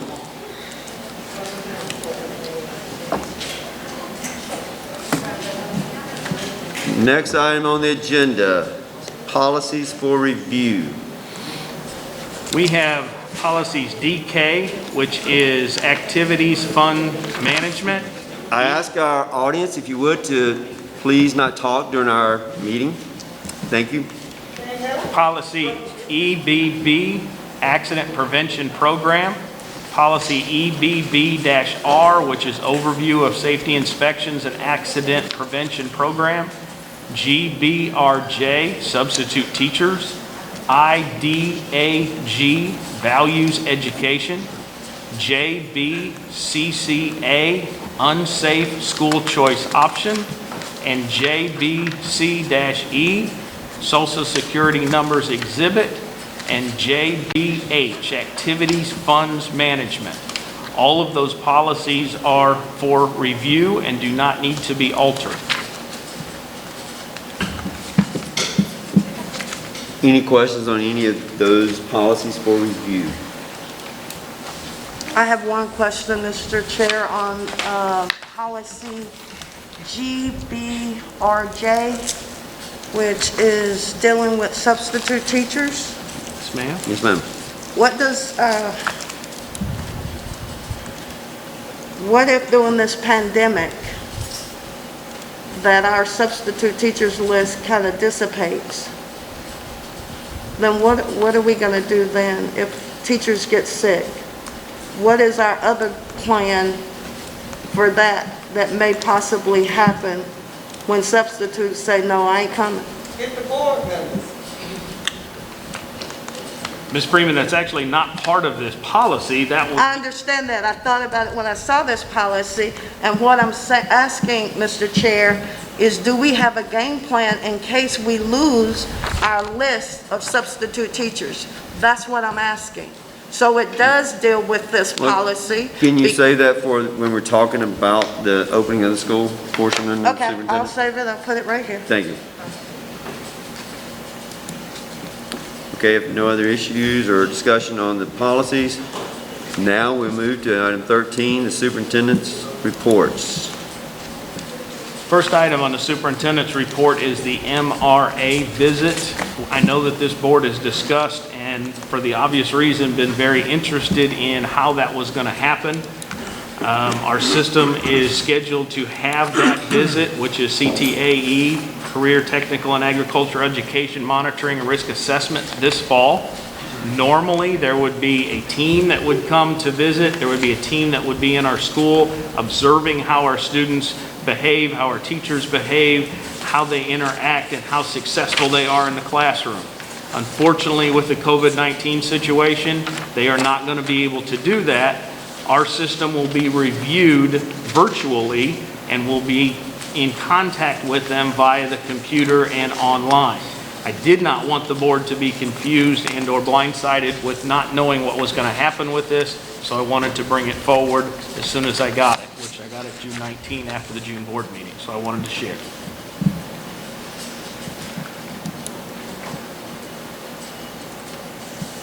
The next item down on the superintendent's report is conversation and information about the opening of schools. Do you want to add the first action item to be able to take care of the calendar first, or do you want to do that after the presentation? Let's listen to the presentation. All right. We put it at B, so we'll Okay. do it then. We have a couple of presenters that are going to try to explain some of the options that we have open and available for schools.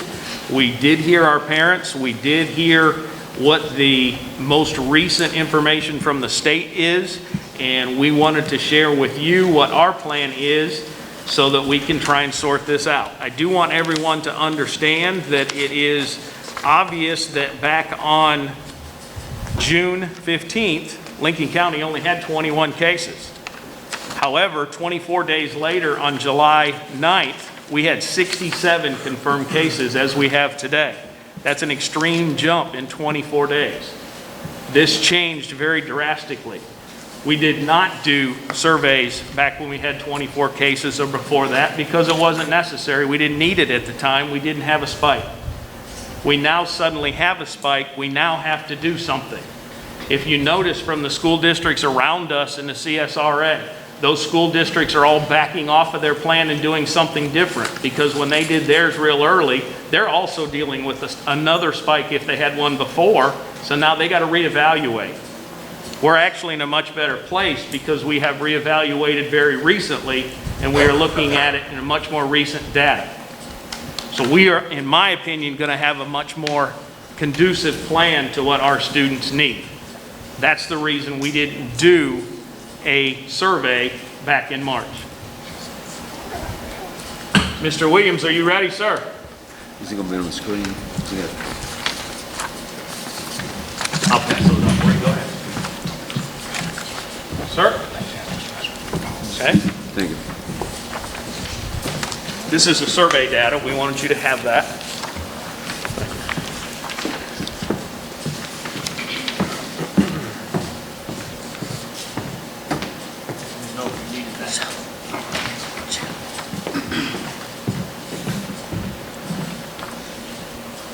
All right, my task is to discuss the survey data that was asked for me to put together and present to you right now.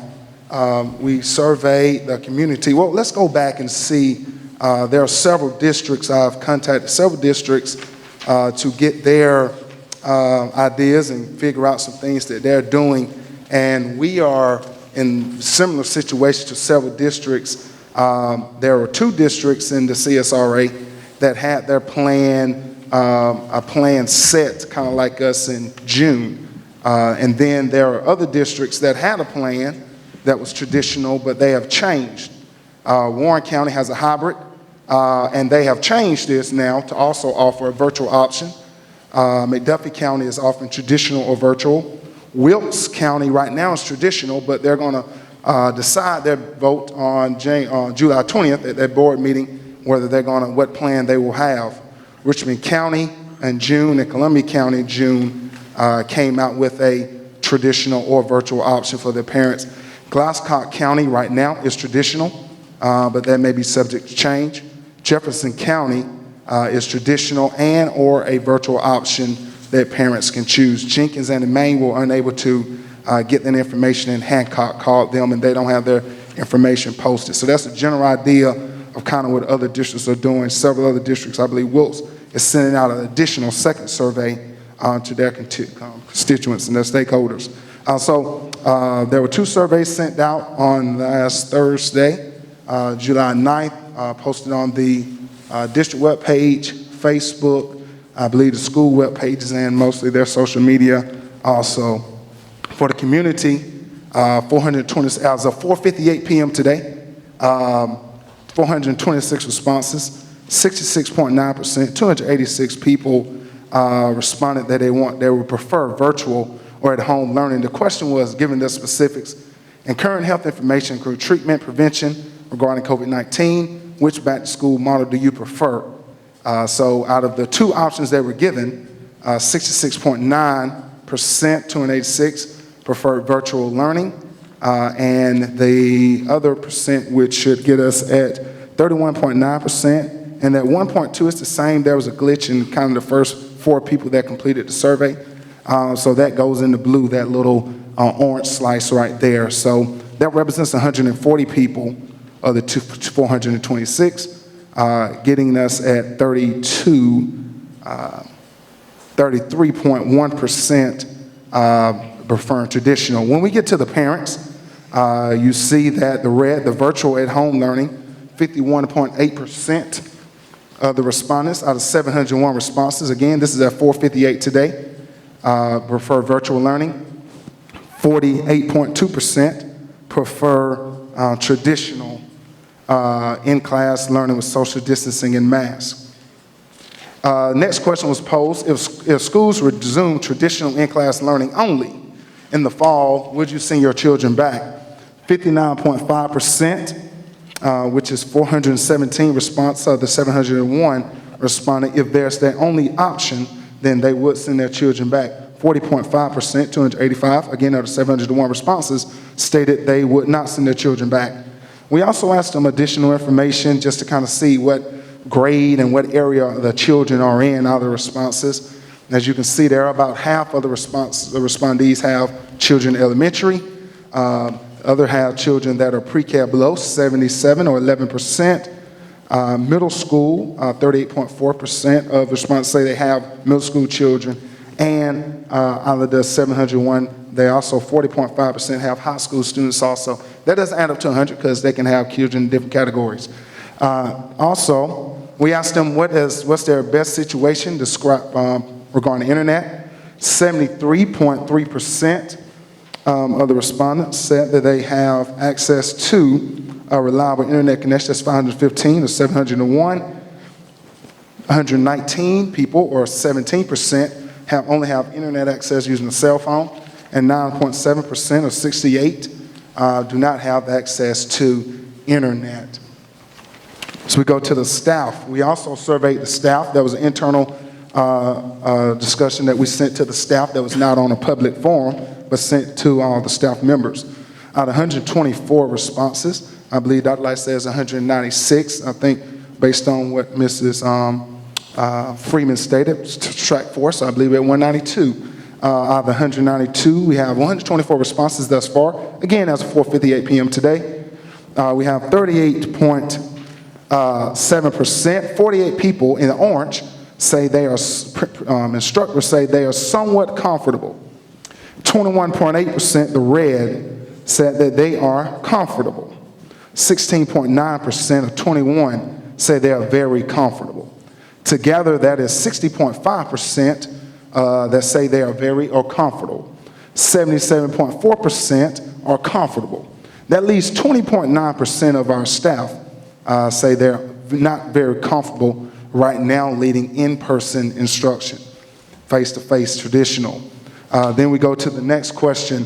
How do they feel about starting school as normal with the additional safety and health measure in place, enhanced cleaning, holding lunch classroom, and reduced transition activities? We have 53 42.7%, somewhat favor starting the class as normal. In the blue, 30.6% of 38 favor strongly. So in the favor category, that is 73.3%. When we have the orange there, that's sliced, that is opposed somewhat. That's 28 respondents out of 124 as of 4:58 p.m. today. 22.6% opposed somewhat. 5 individuals, 5 respondees, or 4% in the green, opposed strongly. So again, favoring starting school as normal is 73.3%. Opposing is 26.7%. That's of staff members. We also ask staff members additional information just to see if they have children in the system, how many have children that are in their school-age children in their home. We have 46% have no children in their home. 21.8% have 1, the red. 19.4% have 2. 11.3% have 3, and 2, or 1.6%, have 4 or more children in their home, school-age children. We also ask to kind of see a combination of what grade level those students are. And then we ask them just to figure out, again, this is with the staff, how many of them children actually attend the school system. So that's the survey results that we have to help guide you, board, as you decide whatever options that Dr. Light or you guys come up with for us. I believe he's going to talk about some options. Now, also my job as the curriculum director is to talk about, depending on what option you choose, what we can do to make that a success. So we've been working with the principals and developing and determining, depending on, again, what option is come out of this meeting today, what we're going to do. So back 2 months ago, sorry? No. Okay.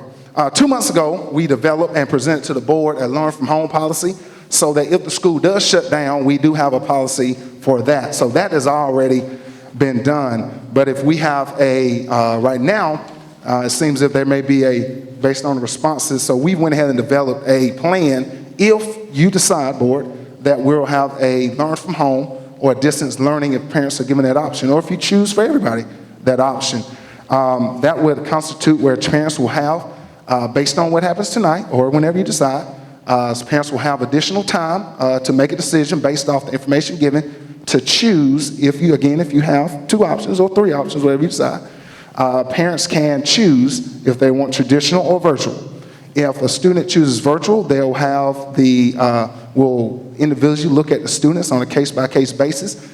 Now it's primarily through internet, but if a student does not have internet access, we will work and make sure we provide the same rigor, the same curriculum that they would if they have in class. Now we think and know that traditional may be the best or general best method for teaching, not for all. But it will be the parent choice and decision if we decide to have additional option. So we've worked to develop a plan for that. And again, if the students are in the school and there's a traditional option, students pick the option to stay in the school, we have a plan so that if the school does shut down, based off what you read in Department of Education and what Ms. Zeller's referenced in Department of Education guidance, we do have a plan to continue learning if school has to shut down for a day, for 2 days, for 3 days. And I believe there's also contingencies. If there are no subs, then there will quite possibly a decision will be made in conjunction with the superintendent and the leadership team if the school needs to shut down because of quarantining. And I believe that policy is following CDC guidance. They just released a new guidance on yesterday, 2 p.m. Department of Education released a new guidance that lead and guide us of when to, I believe you're going to get that momentarily. That new policy they released at 2 p.m. yesterday, Georgia Department of Education. You won't have it at your seat yet. You will have it in a little while. Yeah, Dr. Light's going to provide that to you. Not yet, but you will have it in just a little while.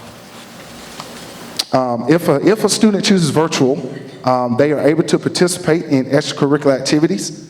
GHSA is allowing if we offer a traditional and virtual, and a student chooses virtual, they do have the opportunity to participate in extracurricular activities. GHSA mandated sports because they are still our student. Now, if that is an option, that student will not be able to come on campus during the school day, traditional school hours, but they will be able to come after school. But transportation will be a part of the parent responsibility for transportation. There are other areas, but my job is just instructional focus, so I'm focused on just instruction. But there is a plan if there are no subs, and we do have to quarantine based off the rules and the guidance and the requirements of the CDC, then that would mean that the traditional setting would have to go into a virtual setting. And those students that are on virtual would continue with their virtual learning plan. Now, this plan would, and consistent with what the state is providing to us, this plan, if a student chooses virtual again, if you vote that option, then the student will be able to have to stay in for that program for the entire semester because of the grading period. And then we'll be able to make adjustments in the second semester. But again, if you decide a traditional or virtual model, we are prepared to educate the students. Again, regardless of which method you choose. If you choose virtual, we have that plan. If we choose traditional only, we have that plan. And if it's traditional and virtual, we are prepared to educate the students. And again, depending on internet, we will work with the student on an individual case-by-case basis to make sure we're meeting all regulations and rules. If they have an IEP or whatever guidance and rules we have to follow for that student, we will make sure that that is done. Now, each principal is going to come and just give a little bit of information, just a little bit about the plan, about general how would they, if you decide to do virtual, have that option, how they would meet the needs of the students in their building. So first we have Dr. Chris Wolski, the new principal of Lincoln County High School. Hello. I'm going to take this off a second so everyone can see my face and just so you know who I am.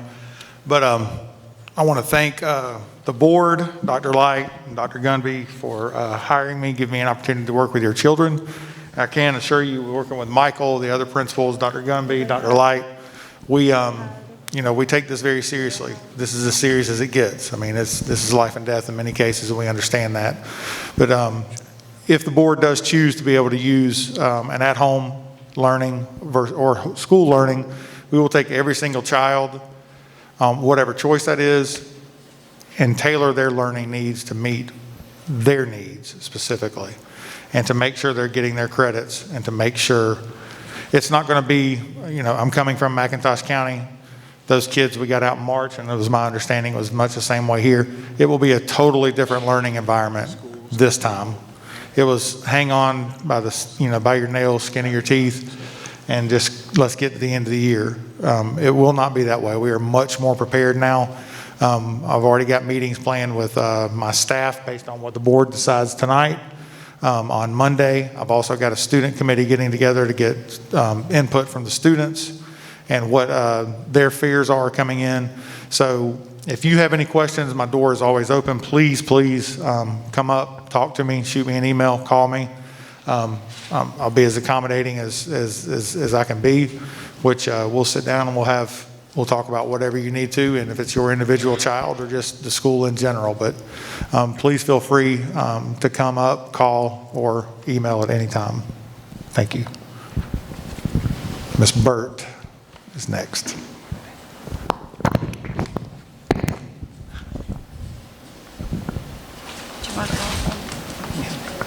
You want to run? I'm going to take my mask off because it's hard to talk through that mask, guys, but I'm going to wipe it off from Dr. Wolski. Okay. When Dr. Light asked us to kind of present just for a minute about what we're doing in each school system, I thought for a long time about what I would say. And I'm just going to speak to you from my heart.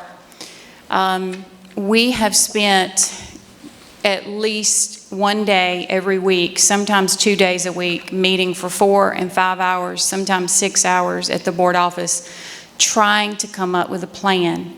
I want you to understand, and I want you to know from the bottom of my heart, every decision that is made has safety at the very top of it. For our students, first and foremost, for our teachers, everything that is done, we think about their safety and what can we do? What can we do? What decisions are we making that are for the best of our students? There have been some mistakes made. I'm going to be honest with you, and I'm going to be honest with you again. There's probably going to be some more. We're in uncharted territory. And guys, when we make those mistakes, we're going to come forward and we're going to say, and this is the person that I've always been and that your administrators are, you know what? I'm human. We made a mistake. Let's back up. Let's see how we can do it better the next time. You know, we have taken this very seriously. We have set aside vacation to be sure we were at every meeting. We have been on conference calls to be sure that our voice was heard. I can assure you, I have spent many sleepless nights worrying about what are we going to do, what are we going to put together, what is the plan going to look like. We have spent hours in our meetings, and believe me, if it's a question that you've thought about, it's been asked. I promise you. And there have been times that we've fussed and fought like family in that office. And every scenario, I sat Monday and I threw out scenario after scenario. What are you going to do if a child gets COVID? What are you going to do with the children around him? What are we talking about? In middle school, my child moved 6 times. Our children moved 6 times. What are we going to do? What does that look like? We have decided that we're going to come up with, the CDC actually put out in their regulations a flow chart. Well, in my opinion, the flow chart is not detailed enough. So we decided that we would add to the flow chart, and we're going to come up with as many scenarios as we can so that each school system is doing the exact same thing. If this happens, this is what you do, teacher. Administrator, this is what you do. Here's when the call goes out. Here's when the letter goes out to parents. Here's what we do. Those children that are within 6 feet of them, anybody that was exposed, we need to know what we're dealing with. The issue is, and one thing that we've talked about, the issue is if a child is sick, and these are just things y'all have thought about too. If a child is sick and they go home and a parent calls us and says, my child has a fever and my child has a sore throat, a runny nose, all the symptoms, it takes 4 or 5 days to get a positive test back. Right? So those are the kind of things that we are struggling with, that we're looking at as a school system. We're going as deep as we need to go to try to get answers from everybody that we can possibly get answers from. I personally, Dr. Wolski told you that he has meetings set up. I am going to set up a committee. I've already contacted several people to be on that committee to meet Monday. Parents, community members, teachers, let's talk about what are some safety protocols that you would like to see put in place at the school, at the middle school. What are some things that you would like to see? What are some questions or concerns that you have? So we're doing that. My door is always open. Please call. If you have what you think is a great idea or a way for us to handle this, please call. Please let us know what you're thinking. Give us some ideas. But I promise you, we are talking about it. We are trying to make the best decision possible for every single student and every teacher. And I appreciate you guys being here tonight. We listen and we hear you. Thank you, Ms. Arthur.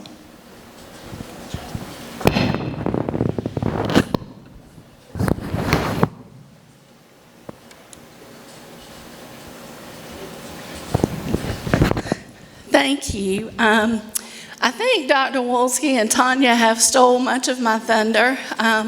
All 3 schools are working very, very hard to involve everyone. And I want to say this. This is going to probably sound a little preachy to you. I'm not going to apologize for it because that's who I'm speaking from my heart. March Madness has a brand new meaning to me as a person. It's not associated with athletics anymore. It is associated with what we had to do in March and how difficult that was and how hard it's been on the teachers, the custodians, the lunch staff, the class of 2020. It's been a very difficult time. But like Ms. Burt said, like Dr. Wolski said, Dr. Gumby, Mr. Williams, we have been there. meeting, talking, discussing, trying to figure this out. We don't have the answers. I wish we did, but we don't. We are looking at guidance from CDC, the Department of Health, professional organizations, listening to our community health people. And I'm going to tell you this. We've listened to you, and are still listening to parents, to board members, to community, to our students, our staff. I met with my custodial group today. We are there. And you know, can we share everything that we've worked on yet? No, because we don't know exactly which direction we're going to go. And once that is decided, then we can make plans and we can move forward. And I promise you that whatever is decided, everyone in this room cares about kids, cares about our school, and cares about our community. I've been in this business 30 years. I love my job. I love my students, my parents. I'm not going to tell you every day of the week that it's hunky-dory and we get along and we agree on everything, because that would be a lie. But we work together, and we always have rallied together to do what's best for our school system. We have a great school system. Do we have flaws like Ms. Burt said? Of course we do. This is unprecedented. It's hard.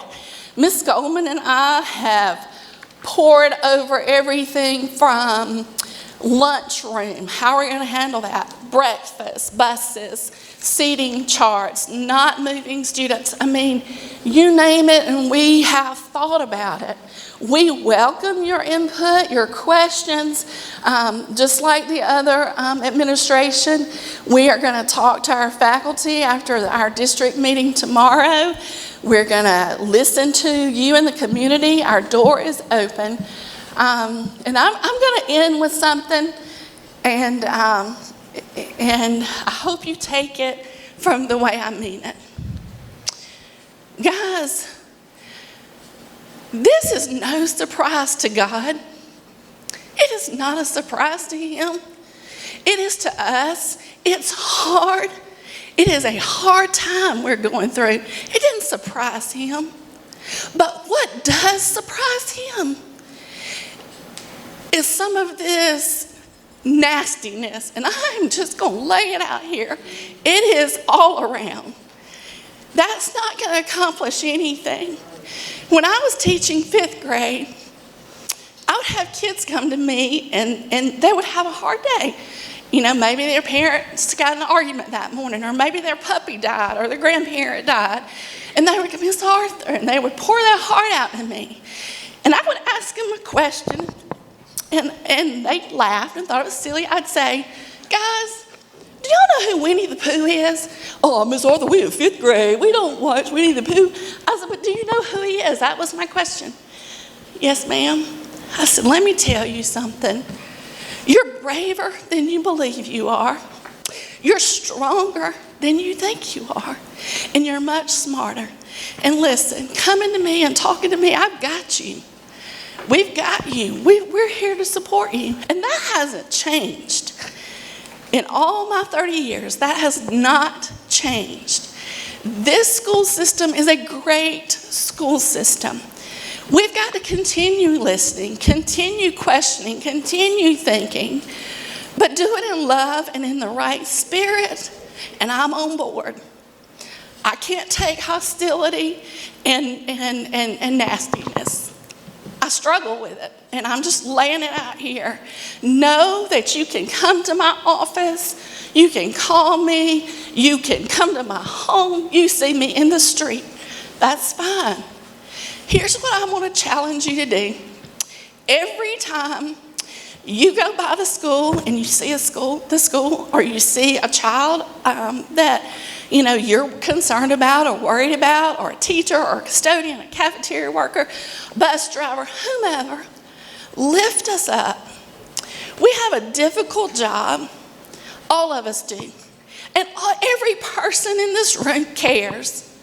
Lift us up. And I'm not talking about coming and saying, oh, Ms. Freeman, you're such a good person. I'm not talking about that. Lift us up in prayer.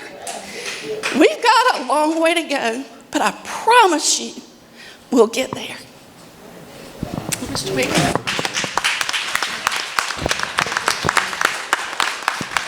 Now, before I give it back to Dr. Light to recap, we do have a plan.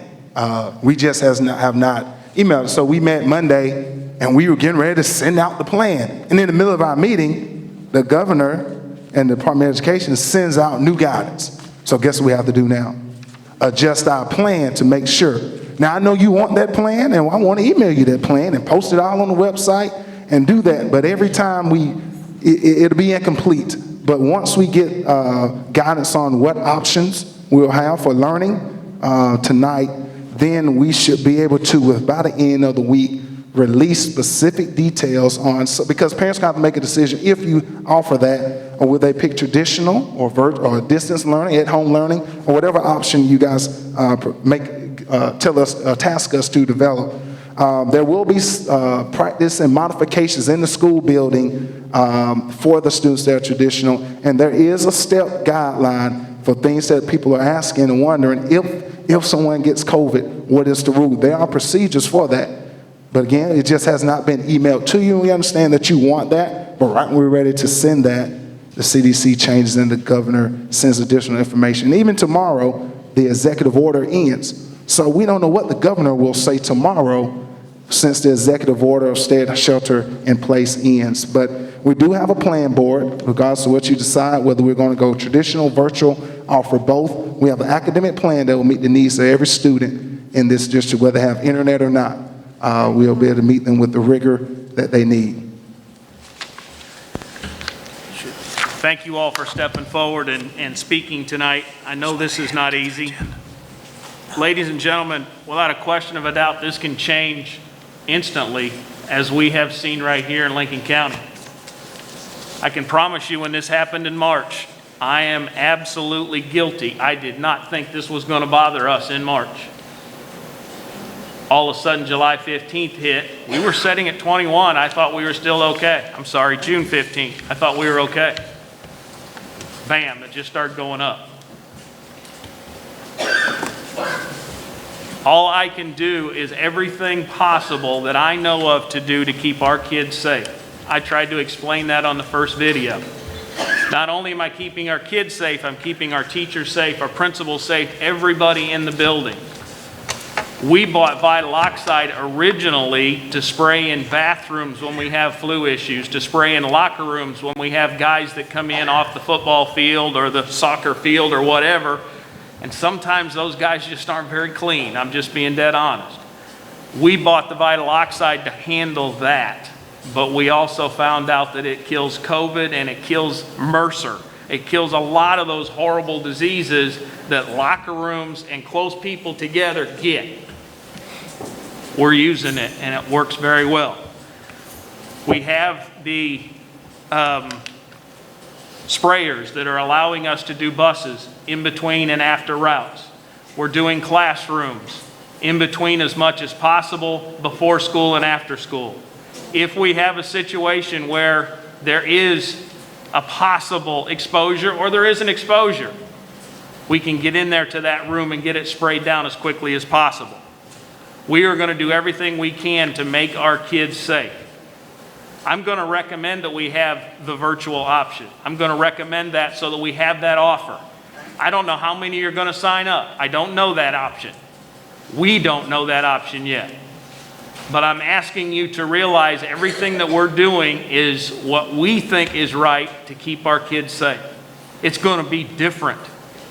Having a student wear one of these every day is going to be next to impossible. I know that, and so do you. But we're going to try. If you told me I had to wear one of these in March, I would have laughed at you and said I can't do that. We have to do things different. We are trying to do everything we need to do. And we're going to encourage our children to do the same thing. We love our children. We love your children. That's part of being in education. I was lucky enough to be invited to be in a superintendent's conference with Governor Kemp, Superintendent Woods, and Commissioner Dr. Tomey. That's her official title. I didn't have the commissioner piece. Many things they talked about with the changes that they rolled out that was embargoed until 2 o'clock on Monday. Some of those changes are encouraging us on what to do when you open school. It wasn't if. When you open school. When you open school, face masks are strongly encouraged, not mandated. They can't mandate it. They're not going to mandate it, I should say. We're going to encourage our children to wear face masks. We're going to have them available. We're going to ask you to have them available for them as well. We're all going to wear face masks as much as we can possibly stand, and then many hours after that. I would love it if this was over. We all would. I specifically asked the question of Dr. Toomey, and I typed this in on the chat, and she responded, and they put it out from Matt Jones. I asked a question about buses. I said, buses are a concern for all of us. Is it safe for a student to wear a mask on the bus and share a seat? Can I answer the question? Because I'm reading what she said. It says students may wear face coverings and sit together in seats while on buses. Space seating is not required if students are wearing face coverings and other preventative precautions are taking place, such as cleaning the buses, airing out the buses. Consider assigned seats in contact tracing efforts if that's necessary. So what they're saying is we can still run our buses, have our students wear masks. Now, I will tell you, if you want it to be absolutely safe as possible, transporting your student to the school is going to be safer than on the bus. There's no question. Having your child isolated would be the safest place. But for all of us, that's not always possible. So we're going to ask them if they get on the bus to wear a mask. The driver's going to wear a mask. We're going to be spraying down those buses. We're going to take care of everything we can to make them as safe as possible. We had in our meeting 2 Mondays ago, our Department of Health was in that meeting helping us go through all of these things. We have gone through every step we can. Again, at this point, I'm going to ask the board that we offer a virtual and we offer a traditional. I truly believe traditional is the best education possible. However, we're going to offer a virtual because of the situation of COVID. If I could eliminate COVID, I would have done that. That's not possible. But we're going to offer both. If the board is approving with that, that would be great. We will create plans. I also have, as an action item that you heard about earlier, I'm requesting that the board change the calendar. That we move the calendar back to where students don't start until August 10. The reason I'm moving it back to August 10 is to give me 8 days when our teachers are supposed to be working, give us 8 days to educate our teachers to the nth degree on how to handle this. There's going to be a spray bottle of vital oxide in each classroom. I want to show them the video and train them how to do it the best. I know they're extremely smart people and can figure it out, but I don't want to leave that out to where they just spray it and walk away as opposed to doing what the directions say. I want to do the same thing with my bus drivers. I want to do the same thing with everybody so we're all on the same page. We're going to spray vital oxide in the air conditioning filters so that as it's pulled through the air conditioner, vital oxide kills it in there too. I can't promise you your child will never get COVID. I can't promise you COVID's not going to come to Lincoln County. I can promise you we're going to do everything we can to stop it and to not spread it. That's all I can promise you. Okay, for 2 of the things you heard, and if someone wants to make a motion, we can do it as one, or we can do it as 2 separate things. Excuse me. Before we go to the motion, can we ask him about the material that's been presented? Well, let me just say what we're going to have to vote on, okay? And then you can ask the questions. Can we hold that until we ask questions of what was stated? Let me say what we're going to end up voting on, and then you can ask the questions on it. We're not voting, we can discuss.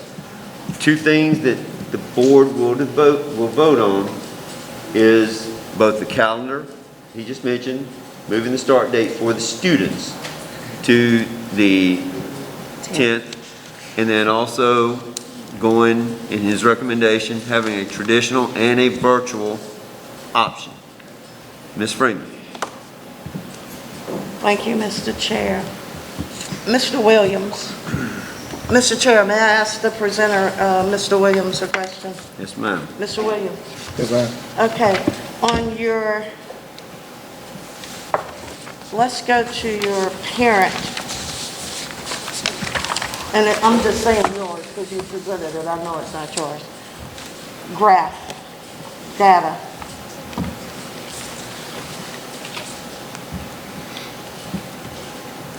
You say here, my question is, why is the data lumped and with your percentages?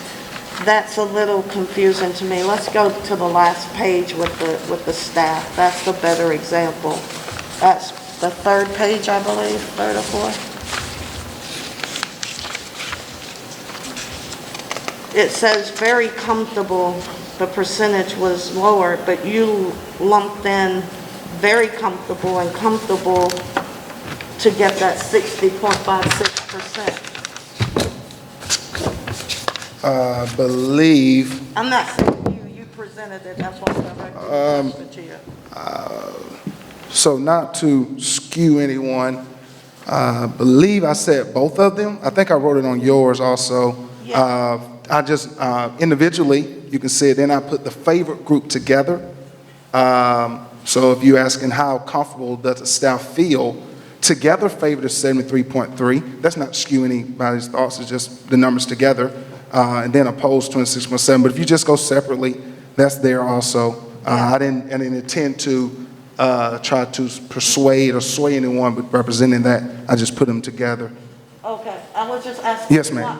Why? Because very uncomfortable and comfortable are on two different scales. They're Yes, ma'am. miles apart. Yes, ma'am. So So I yeah, was asking, why were those put together for those that's why I think I percentages? separated so you guys can not be Yeah. skewed by any, No, but not trying to skew the data. Right, but you have it here together, so I was just asking, Yes, why ma'am. did the team, I don't mean you, but why Yes, did the ma'am. team put that together? Because it's kind of misleading. The other thing I had goes to Principal Wolski.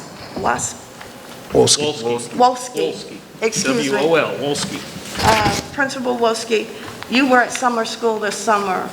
What was social distancing and face masks like for staff and students that attended the summer school program? It's according to which day you're talking about, Ms. Freeman. Huh? It's according to which day you're talking about. No, I'm talking about I'm talking about since the beginning up until, like, it's still going on? Yeah, so I'm talking about the whole thing. What is the? How has it been as far as wearing face masks, educators wearing face masks, staff wearing face masks, students wearing face masks, social distancing, et cetera, and so on? Just like anything you do with kids, it's a learning process and a process. We do provide masks for them. They've had masks provided since day one. We've gotten over 1,000 masks from the local health department, and having to remind kids to, keep 6 feet, back up, sitting at the tables. Maybe they're going to sit around 3 or 4 tables. The first day, kids are running up hugging each other. Y'all stop. You're not supposed to be doing that. I mean, they hadn't seen each other. Some of them hadn't seen each other since, March. Since, I think March 16th when Lincoln County got out this year. Wasn't as good the first week as it has been this week. So it's a process that the kids are getting it, and the teachers are getting it, the parents and everyone here. So it's just having to reiterate, you've got such a wide range of kids, from 3rd grade up to seniors that are working on some summer school stuff, and now we have band camp here, so we're spreading out even further. Does that answer your question, sir? So you're wearing your mask now? Yes, ma'am, I'm wearing it. Okay. I wear a mask most every day. most every day. When I met you in the cafeteria, you didn't have a mask and that, Oh, no, ma'am, I did not. I left it in my office, and I wasn't turning around to go back and get it. okay. But there were a lot of students in the cafeteria was my point. Yes, ma'am, And I I wasn't didn't, going in the cafeteria until you called me. I didn't call you. Yes, ma'am, you did. No, I didn't. You didn't even know Said who I I want was. to meet you, and this is Dr. Walker. Yes, ma'am. Yeah, I turned around and said, "Are you Dr. Watts?" I had no idea. Some of the teachers told me who you were. But anyway, I didn't know you from Adam. That was my first time ever seeing you. So, let's not get that twisted. But anyway, are they social distancing? Because that day, there was no social distancing. When they lined up, they weren't socially distanced. When they were sitting at the tables, there were no social distancing. And I'm not criticizing, I'm asking, because I did hear you say, and I give you credit for that this week it's gotten better. Yes, ma'am. So that's great. Are you guys also doing temperature checks?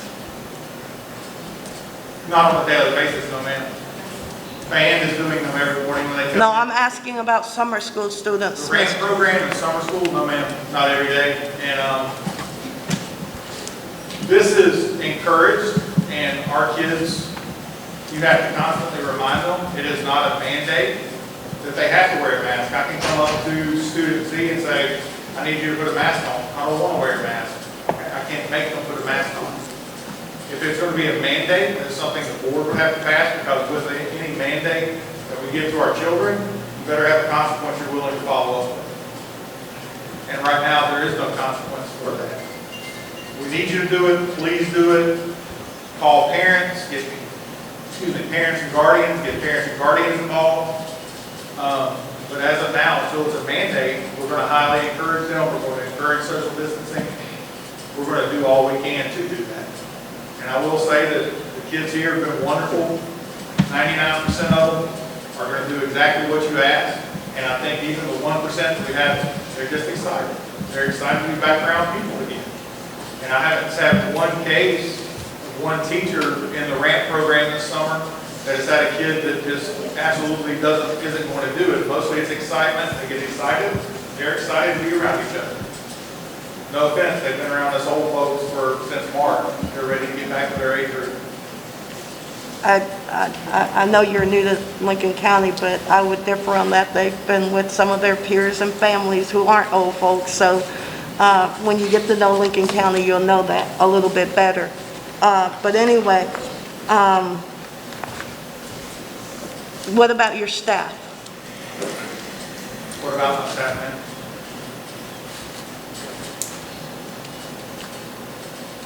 Ms. Freeman, is it something specific that you're wanting to ask? I mean, I'm getting there. I You've had heard to his look back presentation, you've heard Dr. at. Light's. I had to look back at my notes. I lost my thought for a second. But what I meant when I asked, what about your staff, your teachers, is what I'm referring to.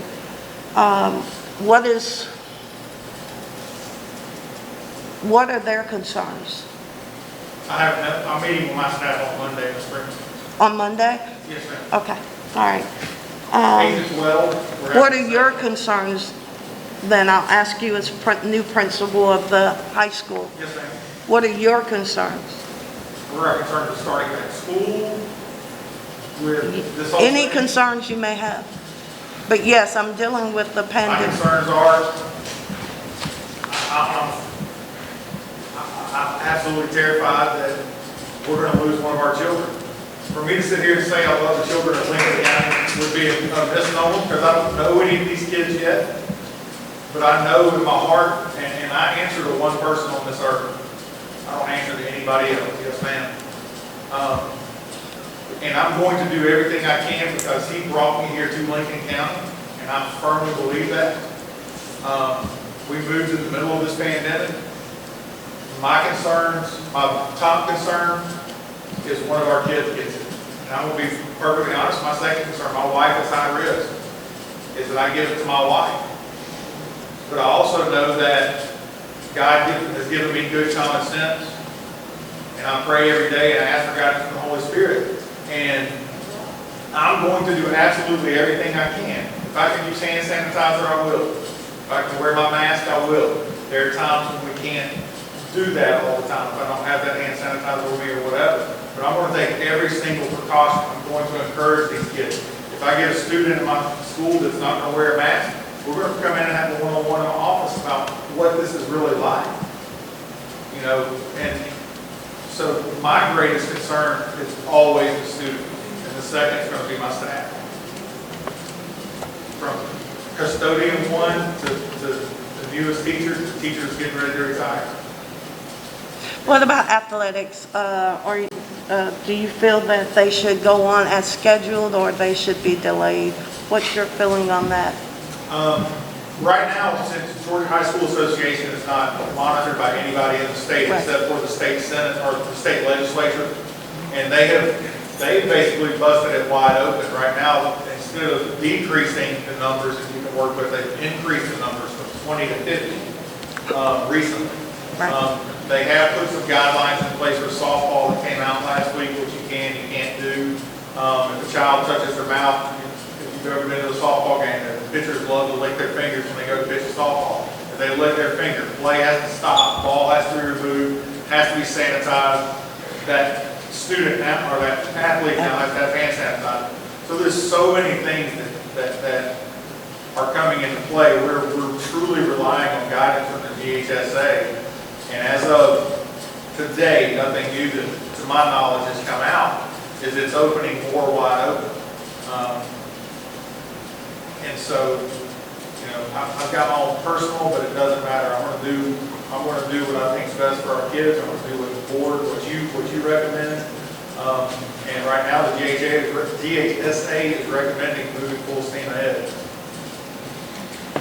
Thank you a lot, Mr. Lasky, and it's glad to meet you. Yes, ma'am. Glad to meet you. Okay, we have two things that we need to, as a board, make a decision on tonight. First is traditional. Are we going to offer, take the superintendent's recommendation and have our school system offer traditional and virtual learning options? And the second thing is to move the start of the school to August 10th for the students. Mr. Chair, is that all in one, or is it two? I'm just saying what we need to vote on. So if someone wants to make a motion with both of them together, that's fine, or it can be voted on separately. I make a motion that we have both traditional and options of distant digital learning, and any other option that COVID may force us to come up with. Okay? And a motion that we start the delayed school start to August 10th. You want to amend that motion to add that to it? Yes. I didn't hear. Let's just do that. Say to start. She's going to do All right, we have your motion to do the virtual and the in-person learning. Do we have a second for that motion? We have a second by Ms. Barksdale. All in favor? Unanimous. Okay, now Ms. Barksdale, would you like to make your motion? I make a motion that we delay and start school on August the 10th versus August the 4th as previously proposed. We have a motion by Ms. Barksdale to delay start school for the students to August the 10th, as recommended by the superintendent. I have a second by Mr. Madison. Question. Mr. Chair, I heard the policy plan that Mr. Williams, I always want to say doctor, I don't know why, but Mr. Williams presented to us in his presentation. I don't know what those policy plans are. We have not received any paperwork. We just heard orally what they were planning on doing, but we have nothing in front of us written down. So, Mr. Chair, I think it's a little premature and irresponsible at this time to open school August 10th. I think, it's my opinion, that we need to have our ducks in a row. We need to have everything planned out so that we can show people who are parents, who are stakeholders who are taxpayers in this county, like every other county has shown them on paper, on their website, their entire plan, their policy changes, their options. We're hearing it verbally for the first time. Nothing is written down, nothing's on our website, and to say that you're going to cram it down the throats of parents, students, community by August 10th, in my mind, and I might be the only one on this board thinking this, is irresponsible. Once we have a plan in writing, those plans should be circulated into the community via email, website, Facebook, and those who are digitally that don't have computer, because we know we live in the digital divide and don't have access to computer or internet, then that paper should be sent to them, letters should be sent with the information in there. So I think you're rushing again, unprepared, and this is no reflection on teachers or principals. This is, I'm talking to my board members, not to y'all, so don't nobody go say no, the buck stops here and starts here. So I think we need to have all the information, because as I communicated with Dr. Light earlier this week, it's alarming and embarrassing when constituents call me and they know more about what's going on from the street committee than a board member does. It's alarming and irresponsible when their fears heightens them, and I'm on the phone till 12, 1 o'clock in the morning, and I can't hardly get y'all to even return my calls. And that's why I told Dr. Light, I'm gonna start giving out his cell phone number, because it doesn't make sense that a superintendent don't have a phone that these parents can reach him. We've always had a superintendent who could be reached. And y'all, this ain't y'all first time hearing this. I addressed it to y'all months ago as well. I get parent calls, Ms. Freeman, thank you. Let me, but everybody don't have your number, but anyway, it ain't listed. But going back to my original thought, I am very concerned that we are not ready. That doesn't mean y'all ain't ready as educators and as principals, but as a board, I don't think we've done our due diligence to get ready to reopen schools August the 10th and be able to tell parents we're going to keep. Ms. Freeman, Do you have your attorney on the phone? Are you recording this? Because they're recording it up there. Okay, I was just wondering why you were playing with it. I said it out earlier when I needed time. But anyway, I think... I appreciate your comments, but you say you're not directing that at the principals? You got to be... That is not our job to determine how they run the school. It is not my job to tell them how to teach. I'm not an educator. Did anybody get that from that? I'm not telling... I can't come up with their plan. Mr. Chair. I don't have that knowledge. I don't have that education. I don't have that background. I reclaim my time. Mr. Chair, I have the floor. Now, that's what you're asking me to tell them how to run a school. Mr. Chair. That's what I heard. That's what you thought. But anyway, the devil is busy. But that ain't what I said, and if you heard it from the gates of hell, because it didn't come from my mouth. That's where I heard it from. So, Mr. Madison. I was just going to say. Wait a minute, I have the floor. You don't know Robert's Rules of Order. I have the floor. I have not relinquished the floor, Mr. Chair. You interrupted me, Mr. Chair. What do you have, Ms. Freeman? All right. Mr. Chair, I was not directing this as trying to micromanage. That's your job. No, it's not my job. But Mr. Chair, what I was saying is that this information that was presented tonight by Mr. Williams, the superintendent, and others, we don't have paper copies. We only heard it with our ears. It needs to be looked over, studied, to make qualified decisions, because we're talking about educators' lives. We're talking about employees and staff lives. But most of all, and Mr. Walski, if I say your name wrong, I'm sorry, but I agree with you 1,000%.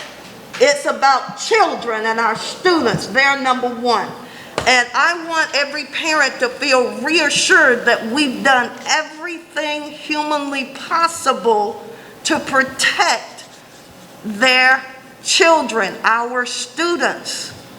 And I don't feel as a board member we have done that. So if we need to send the superintendent back to the blackboard, to the board, to the table, and say, come up with this and make sure you get it to us before we in a board meeting, and you say you'll get it to us later, we need to have that documentation before we're out here. That's what I'm saying. So no, sir, I was not, let me change that. No, leave the sir out. I was not directing that at principals or teachers, and I made that very clear. But Mr. Chair, it is emphatically important that we do our due diligence. That's what I'm saying, that we as a board should do everything we can to ensure the safety of our students, our faculty, and every employee, bus drivers. And I heard the superintendent say that they were going to clean the bus in the afternoons and in the morning, but they would try to clean them between runs. That ain't good enough. That is not good enough. Those buses should be thoroughly cleaned when those children are put off at these schools. They should be thoroughly cleaned. I said in Before, between rounds. That's what I understood him to say. What I said, in between rounds. I wrote it down, and that's not what you said. You said they'll be clean, let me get my, here it is, in the morning and in the afternoon. They'll try to clean them between the runs. So that's what I'm saying. These are things we need to know specifically, surely, because if I have doubt and questions, and I sit up here, then maybe they do too. That's all I'm saying. Mr. Madison. I just want to say, Ms. Freeman, I think the recommendation came from the principals. They all met together. You are getting on the principals. You're saying they're not prepared. They are prepared. If you would come to continuing education sometime, you would know your job as a board member. Wait a minute. You're not doing it. You don't do it. Okay, we have a Wait a minute, vote. wait a minute. That's all. We have, Wait a minute, check, no. We have- No, Mr. Chair, I Mr. Chair, I call have the the vote. floor. I have the This floor. has to call. Let This has me to say stop. this.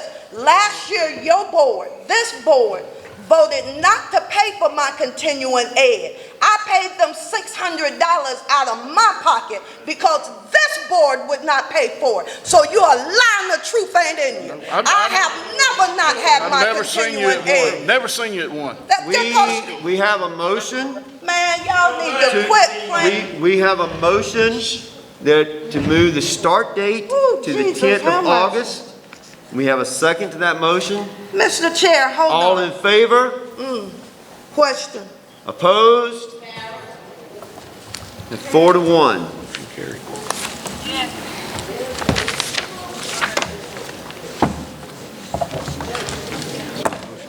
And Mr. Chair, make this clear. I have never been cited. I want y'all to understand something. If I didn't have my training, we're mandated by the state of Georgia. They would have set me down. And that's why they wouldn't pay for me in 2019, because they wanted me off here. So I paid them $600 out my pocket. I'm glad you did.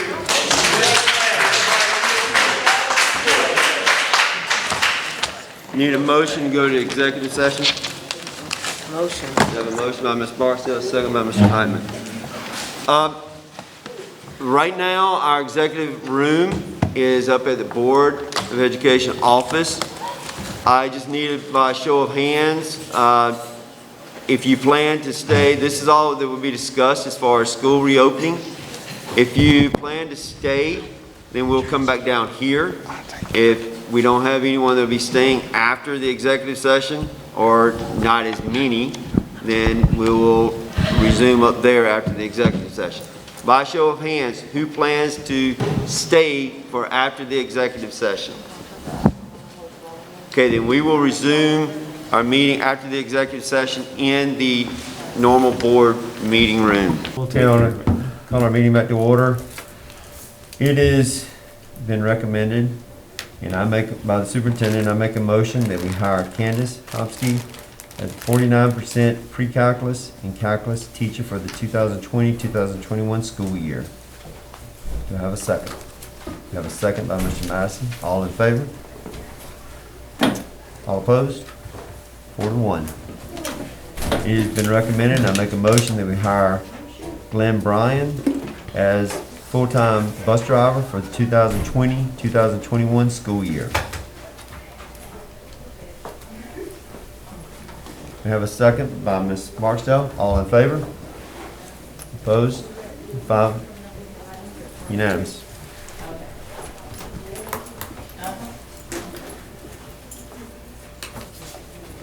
It is recommended that by the superintendent, that we approve the coaching supplements as provided on the sheet. I make a motion. Have a second by Mr. Madison. Question. Yes, ma'am.